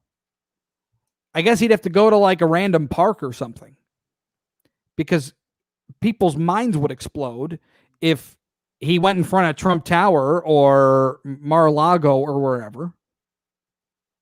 So, yeah, I don't know where he's supposed to go. But when the president made that announcement that he was going to accept it at the White House, Democrats from all across the country were throwing their hands to the air and accusing him of violating the Hatch Act. And the Hatch Act is essentially a law that was passed in 1939 that said, look, if you are a federal employee, you can't participate in politics on federal grounds, federal buildings, whatever. Except it excludes two people, two positions, and that being the president and the vice president. So Donald Trump can, as I understand, accept his nomination wherever he wants. 800-859-0957, 800-859-0WJR, the number for you to call or text. Let's go to Detroit and Soup Recede. Good morning, Soup. Soup. Hey. All right, Soup's not there. Let's go to Mark in Detroit. Good morning, Mark. Good morning, Chris. How are you? Hey, what's up? Thanks for taking my call. I just wanted to make a couple of quick points about the last few callers who had. There was one in particular. I believe he called his name Mr. Positive. Oh yes. He had a reaction about why the president feels the way he does about media coverage. Mm-hmm.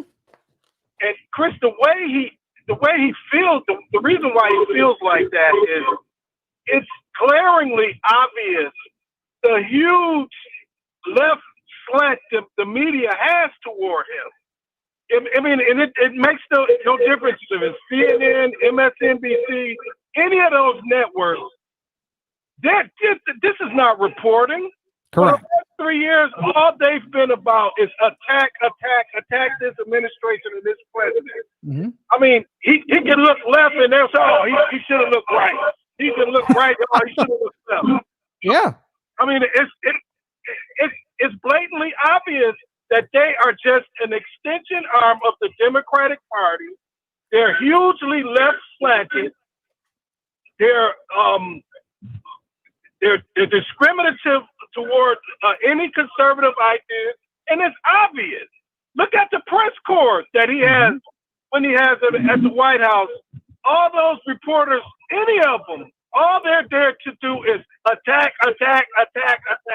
Mm-hmm. It's glaringly, obvious, how they feel about him, and I don't blame the president for feeling like, they're against me, and it's not right. Well, Mark, let me come back to you with this. Don't hang up on me. So I agree with you. I completely agree with you. But when the president comes out and says, "Oh, Fox News has changed. They're going Democrat, and now we got to find a new network," I have a problem with that. That's different than saying, "Look, I don't like the way I don't think that they cover me fairly at Fox at CNN and MSNBC. I don't think they're giving me props when I deserve it, and I think they could rip me when it's different than saying they cover me unfairly as opposed to now these guys aren't on my team. Nobody's on his team. Nobody should be on his team. But the point is, when he says that, it makes me feel like he feels that Fox News is his extension of his campaign or something. And that I don't agree with that. Well, let's think about it this way, Chris, and I understand what you just said. For 3 years, Fox really was the only reporting agency that someone could go and get a somewhat objective opinion about what's going on. Agreed. You turn anywhere else, it's left-wing Democratic rhetoric. Yes. It's not report. Correct. So now you have reporters on that network like Chris Wallace, who obviously has a left slant, and he challenges the president on everything he does on Fox. So, I mean, if you're the president, what am I supposed to do? I can't get a fair shake here. No, I hear you. You know what I mean? I absolutely understand what you're saying. I just didn't like the way he did it. Because it made me feel as somebody who is a journalist and now I can, chime in with Frank and kind of give you opinions on stuff, but it's all based in fact. And so as somebody who spent a lot of time as a journalist in this city, I mean, we don't work for anybody. Our job is to give you the facts, and then you can make up your own mind. We'll give you opinions and we'll have a chat about it. But when the president is going, "Hey guys, we got to find a new network because Fox News has turned on me," that one irked me a little bit. There's no argument here with CNN and NBC. They don't even try. I mean, and good. I mean, go over to CNN.com. Woo. It is even worse than on TV. Because occasionally they'll put some Republican on TV. But their stories on CNN that they masquerade as news are not. They will throw in opinions left and right, even just little nuggets spread throughout a story. So, Mark, I appreciate the call. I mean, it's a good thought. Thank you. 800-859-0957. Let's go back to another Mark, this time in Pontiac. Good morning, Mark. Oh, great job filling in. Oh, thanks. I don't have a problem with that, with what Trump said. I mean, the last caller really hit a couple of major points that are absolutely correct. But I think it's important to remember that he didn't say, "I want you to go to this network and listen to it." He said, "Just beware." That's nothing wrong with that. It actually accomplishes several things. It gets people to seek out new sources.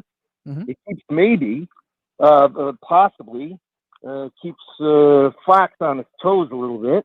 which we don't really care about too much, but it eliminates the stigma that he's tied to Fox, which they're definitely going to use on him.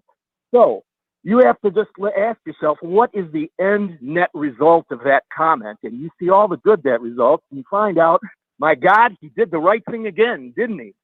So, it is important in a very large sense that the United States government, with regard to foreign policy or domestic policy, can't be successful unless the American people are fully behind it. And that takes digging. You can say, okay, this network's fair, that one's not. What methods are they using to dig? And are they using the right thinking to seek out new news stories? So you know as well as I do, these people are fed with news stories. I was in the business many years as a fly on the wall for networks. So I can tell you a lot of stuff, but most of that tape hit the ground before it ever saw the light of day. And I can tell you that they went out with these producers with answers. You have to figure out what the right questions are. So Absolutely. I'll tell you how that works. And so when you have, and the guy was absolutely right, Fox was the only game in town if you wanted to hear a couple of conservative fires being lit somewhere. And now there are other sources. So the idea that you're going to listen to one source is nuts. That's the problem we have in this country. Well, I agree with that. I mean, you can't obtain your news in a vacuum. You just can't listen to. Because I don't know that there is one trusted news source anywhere in the country except for WJR. 800-859-0957, 800-859-0WJR. 1057. Let's head on out to the roadways, get an update there with our Dana Clark. This report is sponsored by the podcast Why I'm Voting. The Why I'm Voting podcast features stories from Will Ferrell, Billie Eilish, Darius Rucker, John Legend, and more about why showing up to the ballot box means so much, not just as individuals, but for our entire nation. Listen to Why I'm Voting wherever you get your podcasts. Traffic Verse also sponsored by Restore Wellness Center. Are you experiencing nagging body pain? The Restore Wellness Center can help relieve or eliminate neck and back arthritis, tendonitis, muscle soreness, and more. Call the state's best non-invasive laser therapy treatment centers today. Get your first treatment free. Call 800-935-5959 in Brighton, Shelby, and Bloomfield, or restorewellnesscenter.com. US 23 northbound before Plymouth Road accident is blocking the left lane, seeing delays from at least Gettys. Now, WJR weather first from the Weather Channel, sponsored by shelving.com. In your change work environment, maximize space and increase performance in your manufacturing facility, warehouse, school, or home with shelving.com's durable wire metal shelving and pallet racks. Order today at shelving.com. Get a free warehouse safety pallet rack survey and 11% off. That's shelving.com. We rack your world. Great day once again outside. Lots of sunshine, a high of 77 tonight. Clear skies, low 58. Sunshine, 69 degrees. I'm Dana Clark, WJR News with Dick Hafner in about 2 minutes. Recently, WJR filmed a very informative webinar with me and my local expert friend.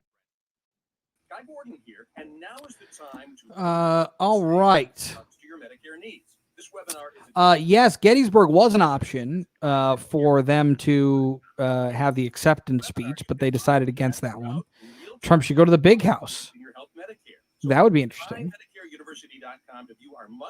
Now, see, I would think, though, that if you went to a stadium like that, you could probably trick it out and make it look pretty cool for an acceptance speech and not have a lot of people there. I mean, you could probably do that. Dave, do you have any sort of ridiculous question to ask me today? I was hoping you'd have something lined up. A ridiculous question for you. Yeah. Something that would require me to think and then not really answer because I'm questioning it too much. All right. Like who I'd have to dinner. How about a riddle? Oh God, I'm terrible at riddles.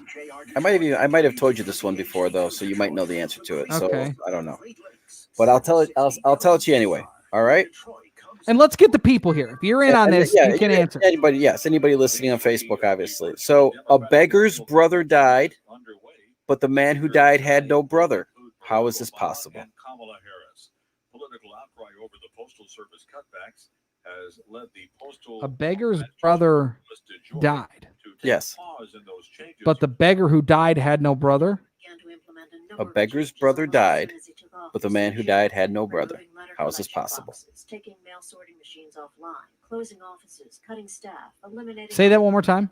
A beggar's brother died, but the man who died had no brother. How is this possible? Would suspend the changes he implemented until after Election Day. House Majority Leader Steny Hoyer said that's only because he got caught.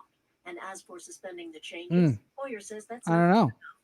Linda Kenyon, Washington. The Los Angeles They were stepbrothers. Something to think about now. Portland wearing red hats, which look like the MAGA hats worn by supporters of President Trump.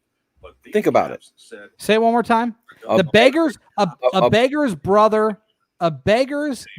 died. Right. But the man who died had no brother. How is this possible? He was the beggar. Well, see, I was going to say what Patrick said. Patrick got it. The beggar I was was his thinking sister. that. That's not what it's. Say it again. A beggar's brother died, but the man who died had no brother because it was his sister. Oh yeah. Okay. I was thinking that first, but I didn't say it because I'm not. I'm a big fan of Patrick's today. He agrees with me. He's getting my riddles. Yeah, because you probably paid him. The guy's on top of it. The guy's on top of his game. Patrick How is much on did top you pay him? Patrick is on top. Congratulations, Patrick! We're so proud of you! Yeah! We're so happy that Patrick did it! Woo! Thank you, Rich. Or Cher. Yeah, share. You guys get to see all the behind the scenes nonsense that goes on around here We have no nonsense during here. the commercial and the news breaks. Okay, well then here's a question for you, Chris. Oh, great. If you were going to give an acceptance speech, you were becoming the president, and you could go anywhere you want to give this acceptance speech. Where are you going to go to get this acceptance speech? Like in our current climate? No, we're going to say that the virus is done. Reporting more than 80 positive tests.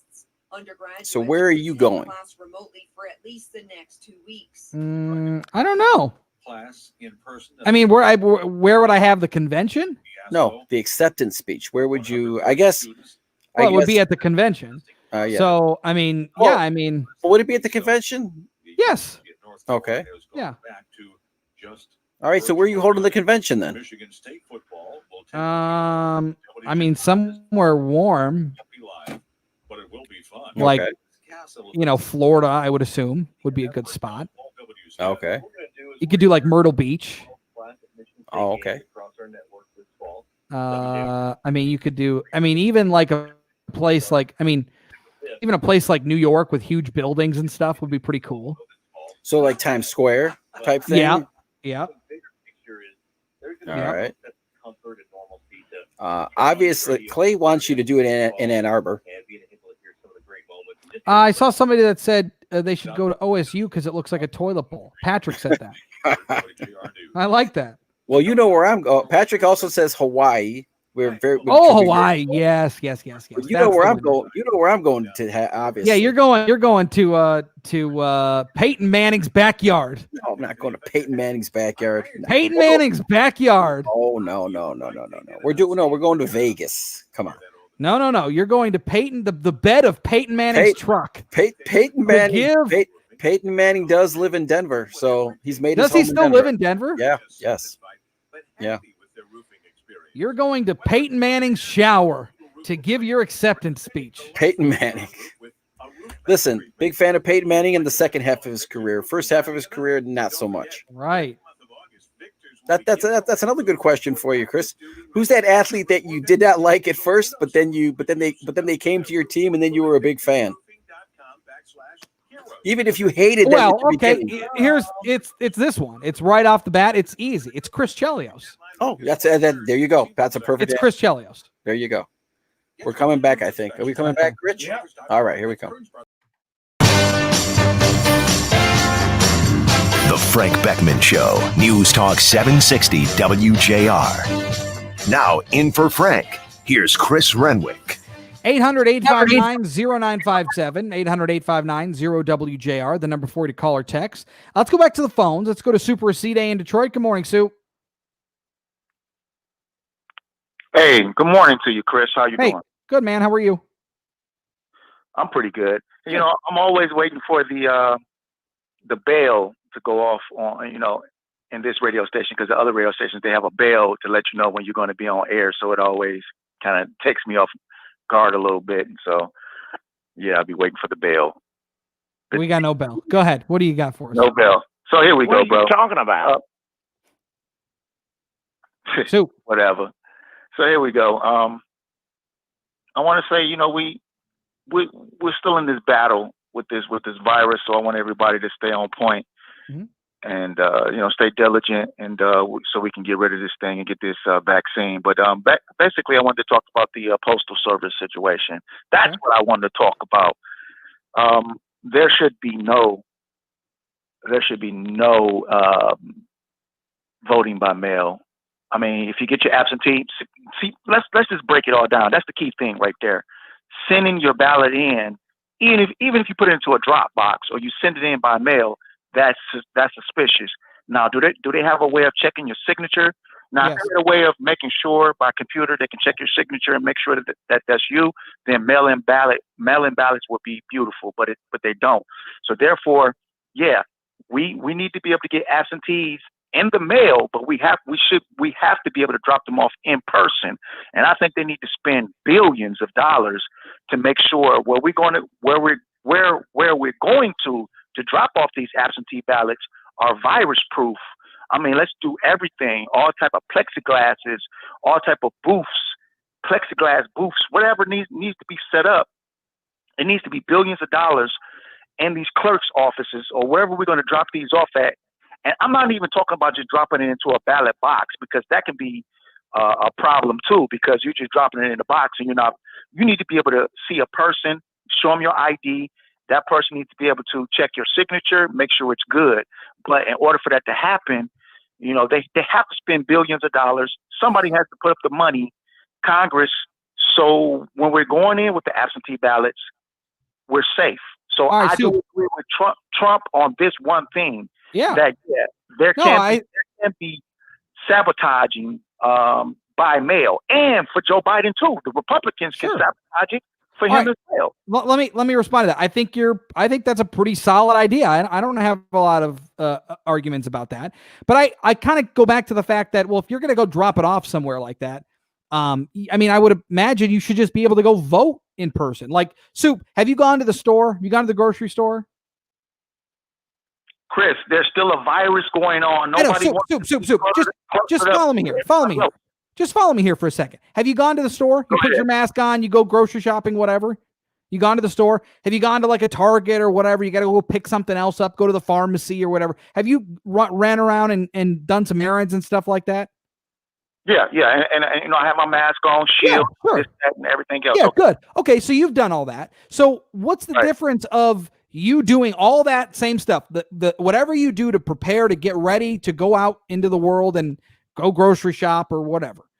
What's the difference of you doing that and then going to stand in line to vote, as opposed to voting even how you're proposing, just filling out your ballot at home and then dropping it off at your clerk's office? What's the difference? You might as well just go vote at that point, right? Well, let me say this. I'm not talking about just dropping it off. I'm talking about actually giving it to a real person. Yeah, okay, fine. Check the signature. Okay, do it like that. But at least if you go vote in person, you can run it into the machine. Right. You just asked me a question though. So here's the difference, Chris. Everybody is going to be standing behind everybody on that day. Now, if I go to the grocery market, I can pick and choose what grocery market I go to. So it's going to be halfway full, a little full. I can go where I want to go. But if you put everybody on that one day, everybody's going to be congested with each other. Everybody's not always congested at these stores, because you can pick and choose. You know what? I can go to this Myers and say, you know what? It's too full. I'm going to go to another Myers, or I'm going to go to a Walmart where it's a lot less people and everybody is much more spaced out. So I got you, Soup. I appreciate the call, my friend. Thank you. I mean, but look, if you're going to the polls to vote, I mean, you're still going to, they'll social distance you. You'll still have to 6 feet behind. You'll have to wait in line. Maybe you'll have to wait outside, but whatever. And then you get in. You're gonna. I mean, even when you get in to vote, you're in there for 2 seconds. You're in there for 2 seconds. You're in there. You're filling it out, and you throw it in the machine. And you leave. Some people are just not going to go for it. They want absentee voting. A lot of people is not going to go for it. They're too scared. They're too cautious, and I can't blame them. No, I hear you. With this virus, and we have to take all precautions as much as necessary. And your point to the grocery markets, those need to be regulated a lot better too. They need to start letting a certain amount of people in all of these grocery markets. And whose fault is that? That's the governor's fault, and that's the mayors of each city's fault that they're not regulating these grocery markets to have a certain amount of people let in into these grocery markets. They need to get on top of that. And also, all right, Soup. Hey, Soup. I got Soup. Oh, okay. Kilpatrick. All right, there it is. All right, Soup. Thank you. Appreciate the call. 800-859-0957. Let's go to Mary in Dearborn. Good morning, Mary. My call. I would just like to say, if you go to City Hall, you can get your ballot, show your ID. You can actually vote in City Hall. They have those booths set up where you can vote, and then you can turn your ballot in the same day. You don't have to wait for Election Day. You can vote that same day you pick your ballot up. That way you don't have to worry about the post office or anything else. Just go there, get your ballot, vote at City Hall, and turn it in. Even if you want to vote in October, even if you want to vote in September, you don't have to wait for November. You can vote right at City Hall and turn it right in. Is that what you're going to do? No, I'm going to go the day of the election. Make sure I put that ballot in that machine myself. That's what I'm going to do to make sure it gets counted correctly, because if you don't mark it correctly, the machine can reject it. You will not be there to correct the ballot. And on the day of, if you go actually the day of, you can correct your ballot. They will tell. I've worked the election before. I know. I tell the person, they say the machine's not taking my ballot. I say, would you like to vote a new one? Then they take a new ballot. They vote, correct their mistakes, and the machine will take their ballot. If you just mark your ballot and send it in, and the machine rejects your ballot, they'll just push the button, accept the ballot, and you will not be there to correct your ballot for whatever error you had made on your ballot. Fair enough, Mary. Thank you for the call. I appreciate it. And I want to want to throw this out here for Soup, right? Because we've got a couple people on our texting here, and somebody says, well, I won't read the whole text message, but it says, oh my gosh, I agree with Soup. Look at that. There you go, Super Recita. 800-859-0957, 800-859-0WJR. 11:12, let's head on out to the roadways. Check it out there with Dana Clark. This report is sponsored by the podcast Why I'm Voting. The Why I'm Voting podcast features stories from Will Ferrell, Billie Eilish, Darius Rucker, John Legend, and more about why showing up to the ballot box means so much, not just as individuals, but for our entire nation. Listen to Why I'm Voting wherever you get your podcasts. Earlier accident along US 23 northbound right before Plymouth Road. That collision is clear. Still seeing those brake lights from Geddes Road. Now US 23 northbound at White Lake Road. Multi-vehicle accident has you delayed from Center Road. Now WJR Weather First from the Weather Channel, sponsored by Marathon. No matter where your travels take you, Marathon can improve your engine performance with quality top-tier gasoline. Marathon, fueling the American spirit. We'll continue with the good stuff as high pressure's in, sun shines out, not going anywhere over the next few days. No rain in the forecast. 78 and sunny today. Tonight, 57 and clear. Suburbs low to mid-50s. Thursday, sunny 82. Friday, mostly sunny, highs in the upper 80s. From the Weather Channel, I'm meteorologist Ray Stagik on News Talk 760 WJR. In Lila's Good Health, medical care, don't. During this pandemic, our health facilities are all positioned well to care for the So, Chris, medical needs. Yeah. You know, why can't the people just go and, you know, take the or the mail-in ballot and then just drop it off at they have the boxes out, just drop it off. You don't have to get out of your car, put it in there, and you're done. Well, that's what it sounds like. What, I mean, what's the problem? I don't know what the problem is. I don't know. I feel like that's something that I think a lot of places are considering here. Yeah, I see no issue with that. I mean, it seems fairly easy. But again, I mean, same kind of thing where it's like, what's the difference? And you might as well just go vote. Make sure you put it in the machine. I guess. Make sure you're you're counted then. But then again, it goes back to if you're scared to go into a situation where you're in a closed area, then you go and you do it early, you get it done with, and you don't worry about it. Yeah. Apply by August.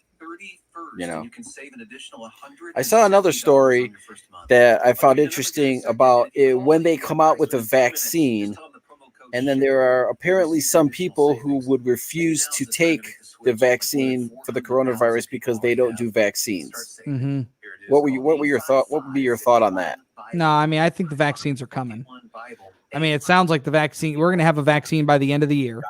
I think when Fauci said that we're going to have 100,000 vaccines, like dosages of the vaccine by the end of the year, and then another 300,000 by the start of 2021. I think that's probably pretty accurate. TR Bain, go ahead. What? But what about the people that don't do vaccines? That they don't, Well, you know, that's not their thing. Then I guess they won't get it. I mean, then I guess just like the flu shot, you're more susceptible to the flu, I guess. I don't know. Yeah. I mean, to be honest, I never had gotten a flu shot until Jake was born. That was the first time I'd gotten a flu shot. Yeah. But I had never gotten a flu shot. I never wanted to get the flu shot. So I guess, I don't know. I mean, that's the prerogative of those people who don't want them. 99.7% recovery rate is nothing to fear. If you heard a report of everyone who dies from the flu, you would never leave your house. Should we shut down our very lives over that? No is the answer. That's a no. If you can't fill out a ballot correctly, I don't know if I want you. I don't know if I want to have you vote. Valid. Dems had no hopes of beating Trump with record economy.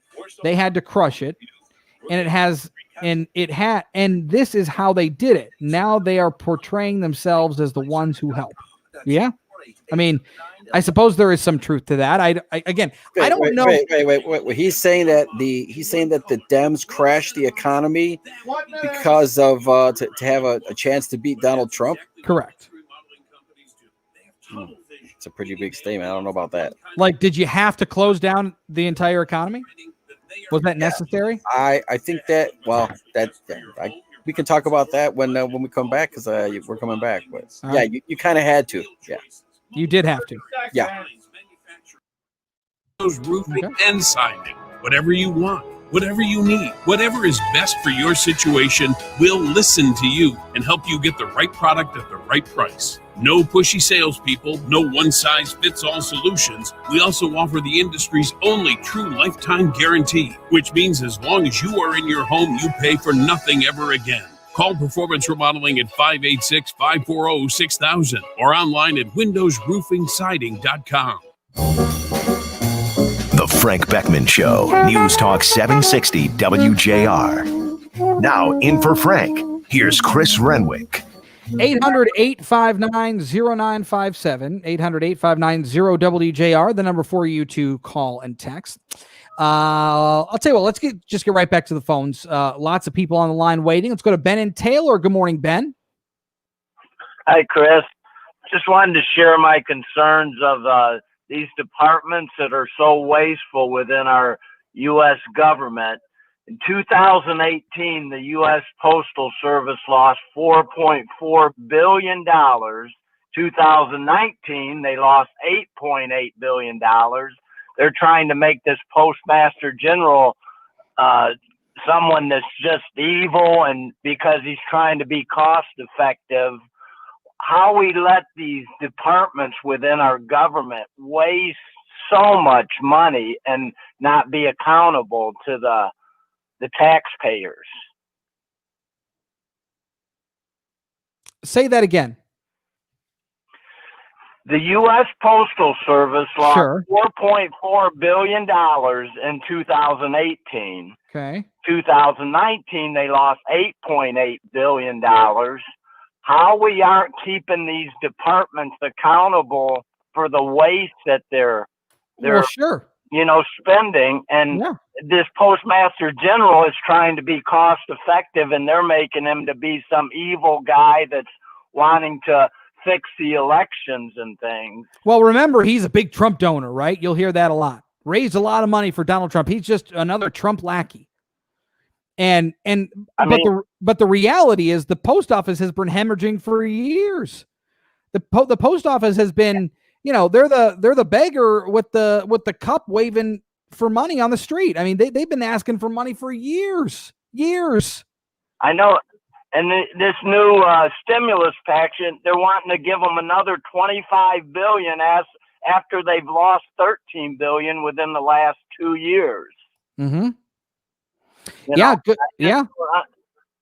It's just ridiculous. These $1 trillion relief packages. Sure. Oh, because we only lose $10 billion, that's not that much money. We're talking, instead of millions, now we're talking billions. Yep. Trillions. Yep, no doubt. Hey, Ben, thank you for the call. Appreciate it, my friend. 800-859-0957. Let's go to Wixom and Kim. Good morning, Kim. Hi, Chris. How are you? I'm great. How are you?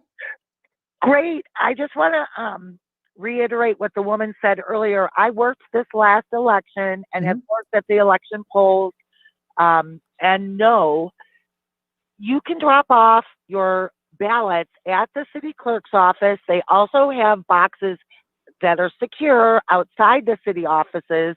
You can drop it off anytime. We also know if you've requested an absentee ballot, and you have to go to the city clerk's office to verify that ballot has not been returned, and you have to sign an affidavit now saying that it hasn't been returned after the city clerk's office checks.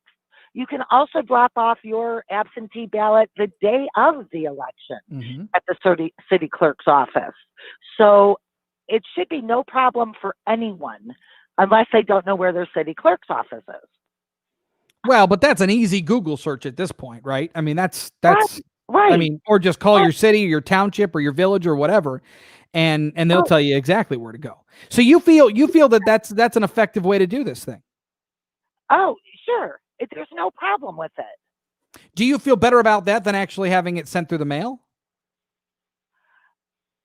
I would say anybody who is sending their ballot back less than a week before the election should take it directly to their city office and avoid the mail. Interesting. And where were you that you worked in the election? Like where were you in Michigan? I worked in Wixom. And Okay. it's very safe. Everybody wears their masks.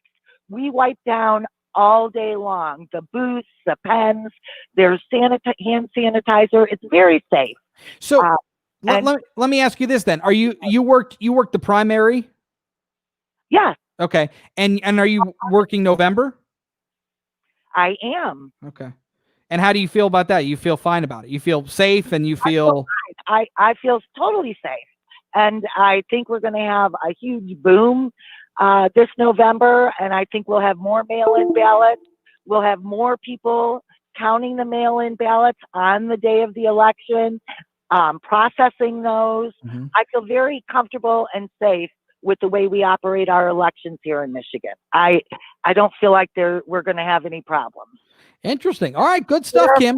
We can verify if your ballot has been sent in and it's been processed. We know who's received a ballot through the mail. Sure. Huh. Good stuff. All right, Kim. Thank you very much. Appreciate it. 800-859-0957. Let's go to Shelby Township and Janice. Good morning, Janice. Good morning, Chris. How are you? I'm great. How are you? Good. I was just listening to your previous caller, and I will be working for the election as well. Okay. As a poll watcher. But it's really irritating to listen to people say they're full of fear to go to the polls, because I wouldn't vote any other way. I voted for the primaries. It was completely safe. Everything just, it was fine. There's no problem at all. I felt comfortable, and I wouldn't stick my ballot in a mailbox. Well, what about what Kim was just talking about, where you could actually take it to your clerk's office, wherever you live? Well, I feel better about that, or you actually want to feed it into the machine? I want to, I fed it into the machine, and I know it's there, and I just don't. I think there's too many, there's too much fraud that I think could happen. So, in this election, it's just too important. And like I said, I felt completely comfortable standing in line. There was social distancing, there were masks, and there were people in line. Sure. No, so I would encourage people to go. Yeah, I personally, I feel the same way. I mean, look, I've gone to the grocery store. I've run some errands. We're never out for long, but we've done it. And, it's like, I'll wear my mask, I'll get ready to go, and we'll go out and do the thing. But so for me, I like to be able to feed the ballot into the machine. I feel like at least then I know nobody else is touching it, right? They give me the ballot, I go to the box, fill it out, and then throw it right in, and then I can leave and know that it's counted and it's where it needs to be. I think the mainstream media, they're just, they're feeding too much fear into people, and there's really nothing to be afraid of. We need to be more afraid if we don't go to the polls and stick our ballot in there. Yeah. All right, Janice. Hey, thank you for the call. Appreciate it. 800-859-0957. Real quick out to Frazier and Greg. Good morning, Greg. Good morning, Chris. Hey. I just wanted to mention that we need to ask a way to vote absentees for people that can't get to the polls, like seniors who fought for this country, and troops that are fighting for it now in order to vote. They can't go all the way to they have to be able to mail in their ballots. Yes. So I think it's kind of, you can't really ask everybody to get down there. I mean, No. And Greg, I'm glad you veterans that are in senior facilities, or they don't have transportation, you have to be able to mail your ballot in. No, and Greg, I'm glad you said that, because no. If you need to vote absentee, if you're elderly, if you, certainly if you're a veteran, if you're deployed, if you are anybody along those lines who literally can't get to the polls, absolutely. I have no qualms about that. But I think if you can vote, and even the way of, getting your absentee ballot and then taking it to your clerk, that makes me feel a little, it makes me feel better about the process. But again, if you can vote, and if you've been out into the world and gone out and have done things, I think you should be able to go to the polls and vote. Hey, Greg, thank you for the call. Appreciate it. 800-859-0957. At 11:27, let's head on out to the roadways and get an update there with our Dana Clark. This report is sponsored by the podcast Why I'm Voting. Have you ever wondered if Will Ferrell likes to wear his I voted sticker? I'll even wear it until the next day. Or what makes Stephanie Ruhle so passionate about voting? It's about what kind of country, what kind of world do you want to live in? Listen to Why I'm Voting wherever you get your podcasts. Multi-vehicle accident along US 23 northbound at White Lake Road has traffic backed up from at least Center Road. Now, WJR weather first from the Weather Channel. Another glorious day ahead today. Lots of sunshine, no rain, comfortable temps, a high of 77 today. Tonight, clear skies, your low 58. We hit the 80s on Thursday and just climb higher and higher each day. So Thursday, sun 81. Friday, sunshine 87, and by Saturday, hitting 89 degrees. Sunshine 71 degrees. I'm Dana Clark, WJR News with Dick Hafner in about 2 minutes. This is Mike Donovan, host of Not Free America on Sundays at 5 p.m. right here on WJR AM 760 in Detroit. Our country survived the coronavirus, riots, and economic devastation. Join us each week as we help you prepare for the new normal in this Not Free America. It's August, and if you're looking for any type of vehicle, come see what we can do for you. Hi, friends. Bill Golling here. Soon to be 7 dealerships.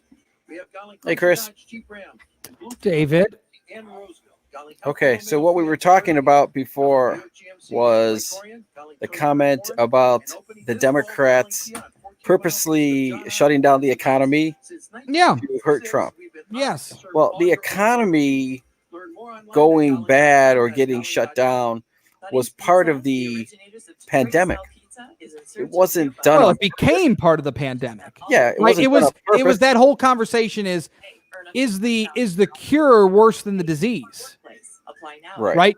Being the cure or the cure being shutting everything down to kill the disease, and meanwhile people are out of work, businesses are closing. The economy is just crumbling. Right. And so, the question really is, yes, and that is the case. That was the question.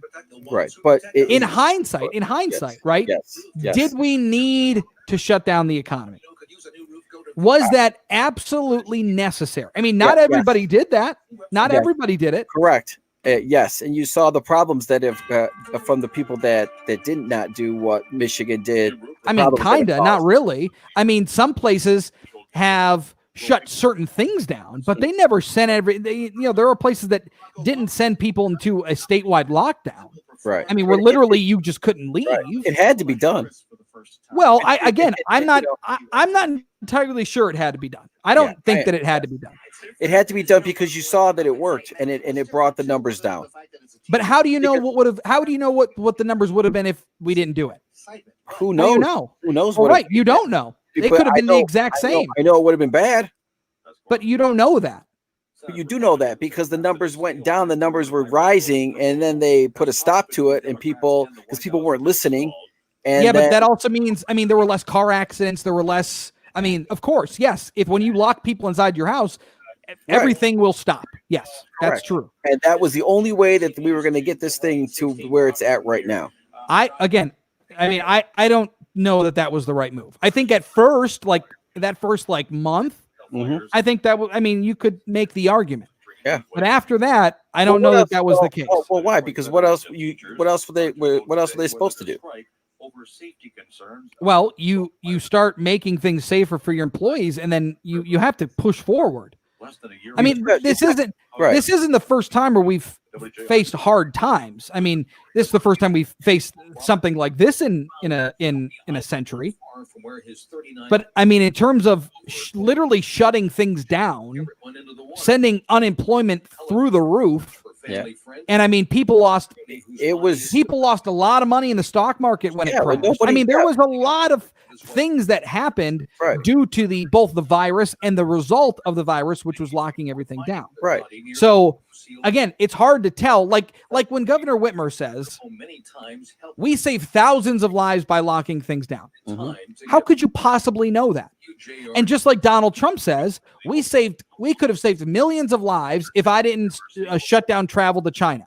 How do you possibly know that? You can't possibly know that.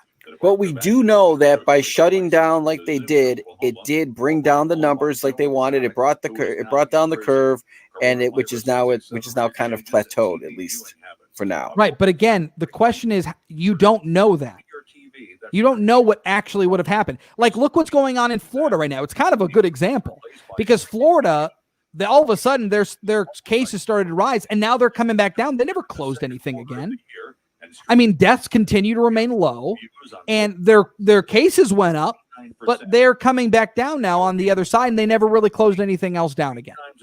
So again, I mean, you can close mass gatherings, you can stop concerts from happening and sporting events and things like that. I understand.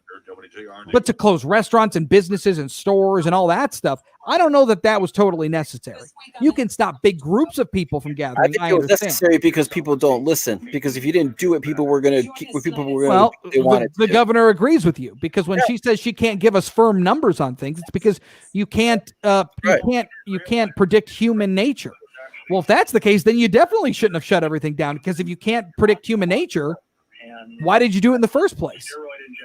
But I think you can predict human nature. You knew exactly what would have happened if you didn't put a lockdown on people to keep them safe. Well, again, the same thing. I can't prove to you one way or the other that we would have been better off by not doing it. My opinion, I feel that we shouldn't have done it, or at least as long as we did it. I don't think that was right. I think that they made the right decision. I think that they had to do what they had to do to get the numbers to come down. And the economy. Well, and then think of it like this. And the economy was a byproduct of it. Well, of course, yes. We've never shut the economy down like that. But she didn't do it on purpose. I don't know that. Democrats didn't say, "Okay, this is how we're going to beat Donald Trump." You know that? We're gonna. Oh, come on. I'm just saying. You know that you can definitively say that. There's Dave. Can you definitively say that? I can say that with a pretty. I believe that is not. Boy, I mean, you don't sound confident. Listen to me. There's no way that they had this all planned out. Look, all I'm telling you is here's what we do know, right? Donald Trump's approval rating was at its all-time high back in whenever that was, February. Yeah. Why? Why? Oh, wait, hold on. Why? Because he was doing a good job. Because the economy was humming. Yeah. And we had our lowest unemployment ever. Right. But then the coronavirus came along. Uh-huh.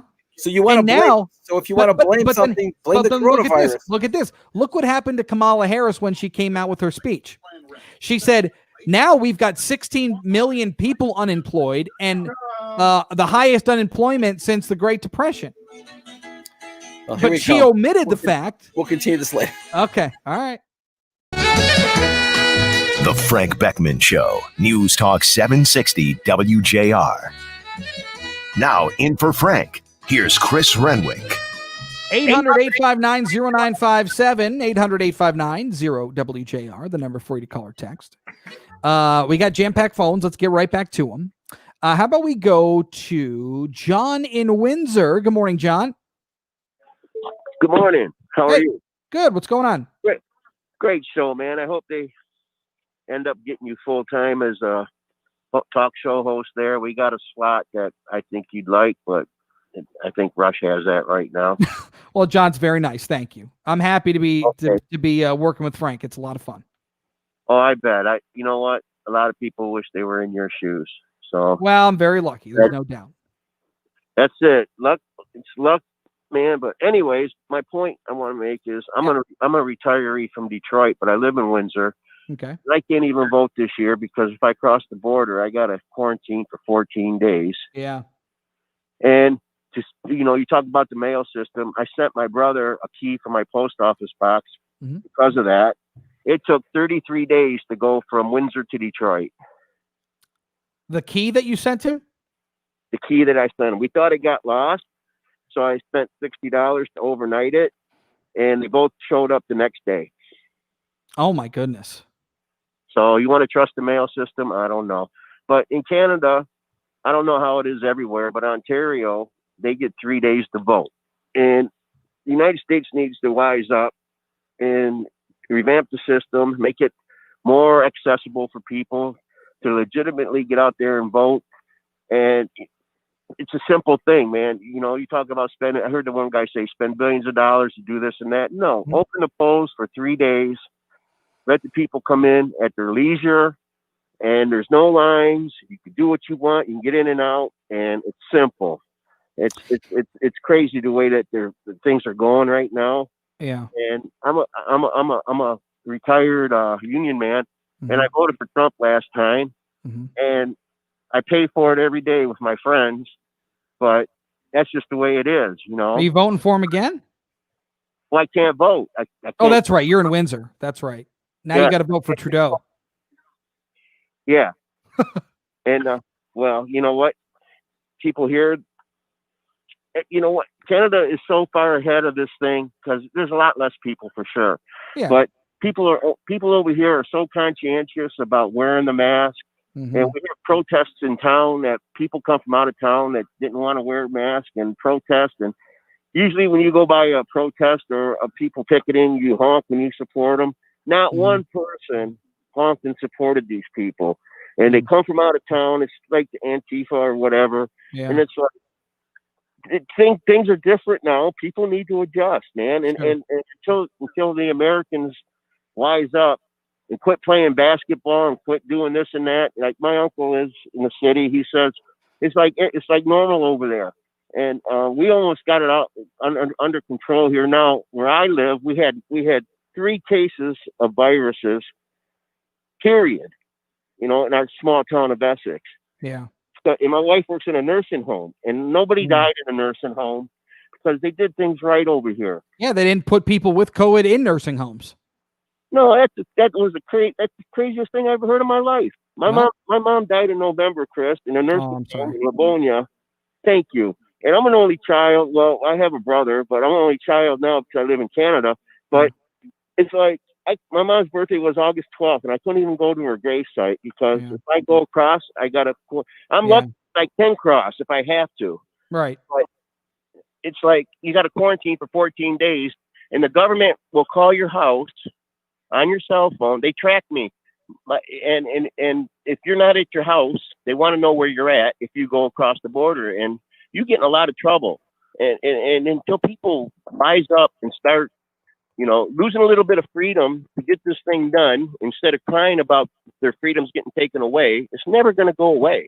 All right, John. Hey, open up the border to Windsor. yeah. Hey, it's interesting thoughts. I appreciate the call. Thank you. Okay, That's not the first time we've heard about that multi-day voting. We kind of talked about it a couple times this week, and I'm now, you piqued my interest a little bit because I'm wondering how possible that really is. I mean, obviously it's not something we've done before, so it's hard to know the pros and cons, but we'll look into that a little bit more. Let's go to Mike in Michigan Center. Good morning, Mike.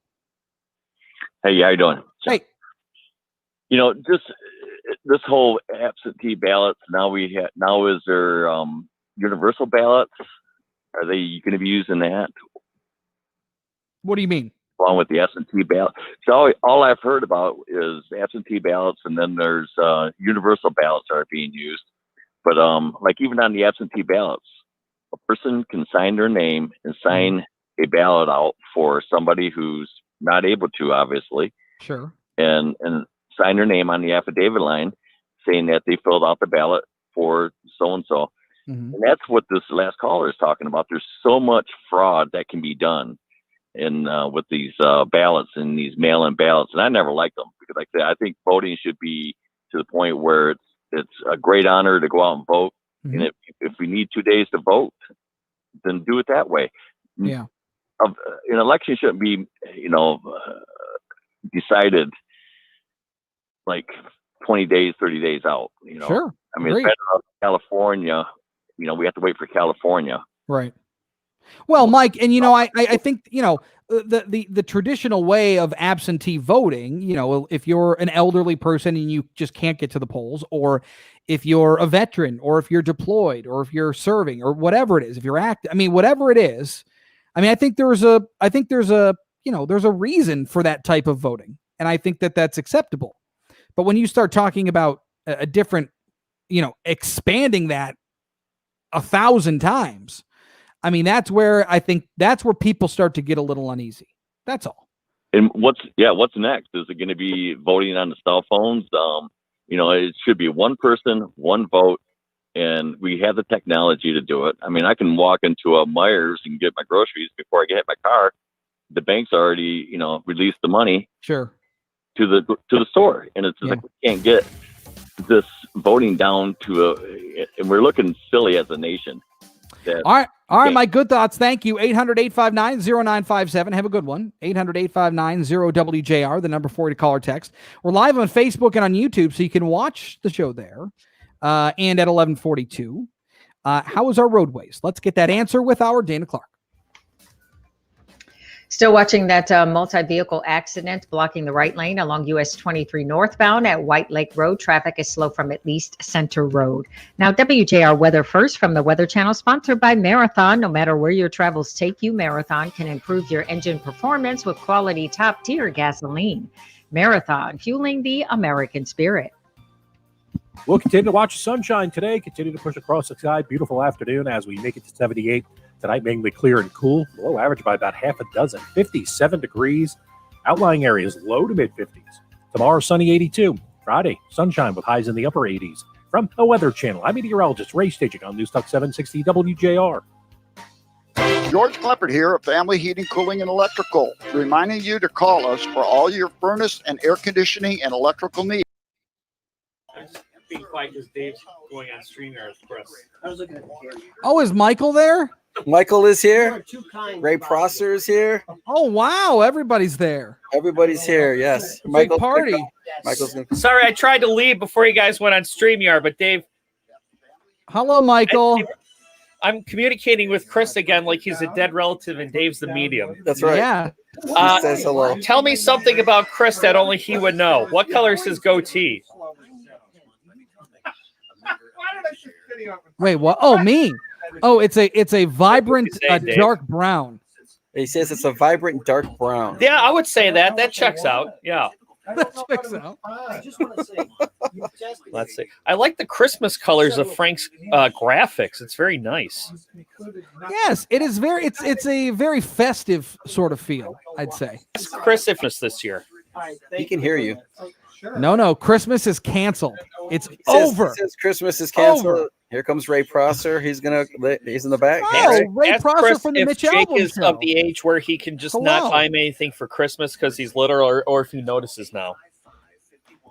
I don't know. We I don't. don't know if you heard that. I don't know No, if you we're heard- not. Jake, we don't ever buy Jake anything. Turn your headphone up, Dave. He says that. They Why never don't buy Dave? Why Jake don't you anything. hand the Good. headphones to Michael? All right. Oh. Hello, Michael. Hi. Am I It's nice to replacing see you. Dave? Yes, Nice to see you too. You've been replaced. No, we don't buy Jake anything. Jake. I don't know that we've ever bought Jake anything. Yeah, that's good. How old? He's going to be what, 2.5 this Christmas? Yeah. Yeah, I don't think kids notice until like they're 4 or 5. So you have like another Christmas or two. Yeah, I think we're never gonna. I mean, I don't know that we'll ever buy him anything like that. He really doesn't deserve it. He's a very bad. No, he's a great child. Yeah, we're gonna. I would assume Christmas is canceled though. I think you're right about that. I would say so. And if I'm ever a father one day and I ask for something for Christmas, I'm going to tell them the same thing my parents told me: get a job and earn your presents. That's right. That's right. You want presents? You can go shovel that driveway. Right. I can has cheeseburger. No, I can has earned cheeseburger. Jerky Clay is accusing me of sitting in Dave's lap. Yeah, I think that's true. Here, how do I work this thing? There we go. Okay, this is a different computer. Sitting in laps isn't social distancing. While I'm not actually sitting in Dave's lap, You're not sitting on Dave's lap. I mean, I am close enough to sit on his lap, so I guess his overall point still stands. That's very good. So thank you, Clay. What else is happening, Michael? What's going on the Guy Gordon experience today? I never know what's going on until 3:00. That's when I Okay. get my run. Well, I mean, unless Guy sends me some like sound clips or something. But Yeah. let's see. The governor has a presser about something at 2. Yeah, 2:00 today. Maybe she's calling a presser to address the Shark Week quip. I don't know. And that's all she talks about. Yeah, I hope so. I want some answers. Yeah. Is she a fan of Shark Week? Right. Was she slamming Shark Week? Right. What channel? What did her mother do to Shark Week that deserved that type of reaction? I think that's against the laws of nature. I think you're right. Yeah. I would like to ask her what channel the Discovery Channel is on her cable package. I know it varies by company Yes. and location. Speaking of, I'm actually kind of upset because I thought Shark Week was like coming up, and now I missed all of Shark Week. Yeah, I just figured it was like Christmas and it was canceled, but yeah. Well, here's the other thing that ruins that type of stuff for me is because like I watch everything like recorded now. Right. So I just DVR everything. And so like I don't know when anything ever is of shows like that. You could what? Oh, I must go for now, Christopher. It was good talking to you. Goodbye. Bye, Clay and Patrick and Jim and whoever else I'm seeing. I'll stay off laps. Thanks for the health tip, Clay. AR. Come on, man. Now in for Frank. Here's Chris Renwick. I'm a little worried that we're not going to get a come on man from Joe Biden during his acceptance speech tomorrow. Unfortunately. I wish we were, but I don't he's not going to be in that type of atmosphere, unfortunately. 800-859-0957, 800-859-0WJR. How about this story? This is from our friends over at 538. And this is about Stacey Abrams, the former Georgia House leader who failed to win her governor's seat in Georgia back in 2018, lost by only 1.4 percentage points. And she also refused to concede defeat, which I find ironic because many Democrats are accusing Donald Trump of the same thing, of not vacating the White House if he loses, because he's a crazy lunatic or something, whatever the line is. And she started a group to promote fair elections, whatever that means, fair fight. And there was a lot of talk about Stacey Abrams being Joe Biden's running mate. And I mean, there was a lot of fuel to that fire early on. And there was an interesting story here at 538 that talked about what her ambitions are politically going forward. And if she has any political ambitions, and particularly about presidential ambitions. So if Abrams was asked about those ambitions and if she would be discussed as a potential vice president pick, she said, I accept that I exist in the political zeitgeist in a very specific way when asked specifically about her being a presidential pick to balance out a white nominee at the top of the ticket. But when you ask her if she will be president, Abrams isn't shy about that either. Asked if the country would elect her in the next 20 years, and her answer, very simply, yes, I do. So by 2040, Stacey Abrams believes she will be president. 800-859-0957, 800-859-0WJR. Let's go to Shelby Township and Annette. Good morning, Annette. Good morning, Chris. Thanks for taking my call. You got it. The reason I'm calling is because this is a very unique opportunity for people to do their civic duty, especially if they have any question about the integrity of our election. Mm-hmm. Number one, I worked for the primary in August for a precinct in Sterling Heights. Super well organized, very, very well looked at from the clerk's perspective to make sure people were trained well, infection control was done well, and the integrity of the election, I have no question about. I hadn't heard that there was anything from Lansing regarding any contact tracing of positive COVID cases because people voted in person. So I think that's the first thing people should think about. And then secondly, they are. You said there was. Wait, I'm sorry. You said there was no contract tracing of people who came and voted in person? Well, I didn't see anything on the news, and if you had, please correct me as far as any spread from people doing in-person voting. No, it's interesting because now that I think about it, I haven't heard anybody who tested positive for vote. I hadn't thought about that. So I'm sure if there had been, then that would have probably made front page news and been a point of contention for wanting not to do that for the general election. Great point.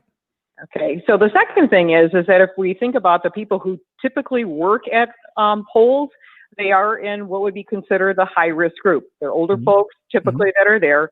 They're not coming back, so there's a huge vacuum for people to work not only for the polls, but process absentee ballot applications and absentee ballots at the clerk's office. Yeah. It is a position that does pay, so with people being unemployed, or those that are concerned about the integrity of our election, this is a time to step up, get to work, call your clerk's office and see if you can help out to make sure that your concerns about the integrity of the election, whatever side you're on, is going to be resolved in your mind. Well, I think it's a lot of really good points, Annette, but I mean, do you particularly favor the idea of, and look, I think, again, absentee ballots, mail-in voting, there is a space for that.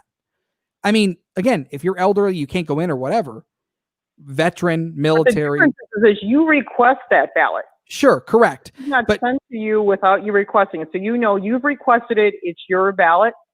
You're going to sign it. You're going to give the permission that someone's going to have that as your vote.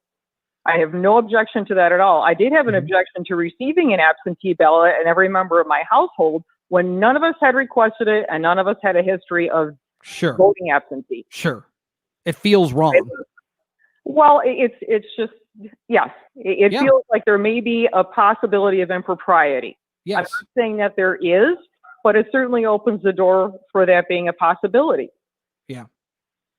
So the last thing is that if you do decide to work the day of the election and you're not working a poll that you vote in, you've got to vote absentee in order to have your vote. Yeah, so for the lady who called and said she wants to see it go in the machine and you work the poll, just know you're not there, you're not going to be able to see that. You've got to go to the clerk's office or request an absentee ballot if you're working that day at the poll. Yeah, and that's fair. And think of it of this too, Annette, because remember, and if you worked primary day, I'm sure you'll remember when there were a number of volunteer workers who came in or were scheduled to go in. I believe it was in Detroit, and they just didn't show up. So the polling place couldn't even open for 2 hours. I mean, so they lost 2 hours of voting. Yeah, that is correct. And that was the reason why I stepped up for the primary, because on Sunday night on your station, the folks in Lansing were saying, please file the application online, which was extremely easy, just your demographics, because we need poll workers for the Tuesday election. That was Sunday night. I sent in the application online. Monday morning, got a phone call from the clerk's office. Monday night, picked up the equipment, and Tuesday worked the poll. So they really need people there because they have to have a certain amount, and you need one person from each party designation to sign off on that precinct. If they're not there, we got a problem. So I don't care if you're Democrat, Republican, Independent, Libertarian, call and get yourself in there and do your civic duty and stop complaining.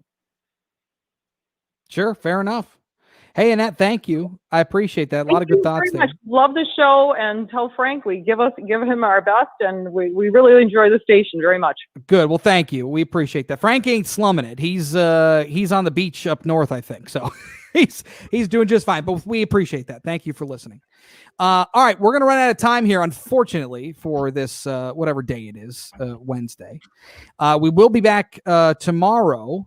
And again, once again, we'll be following the convention for you tonight, and we will talk about it again tomorrow, right here on the Frank Beckmann Show, 9 to noon. All right, have a great day. But before we go, don't forget, we got to check our road situation with Dana Clark. Dana.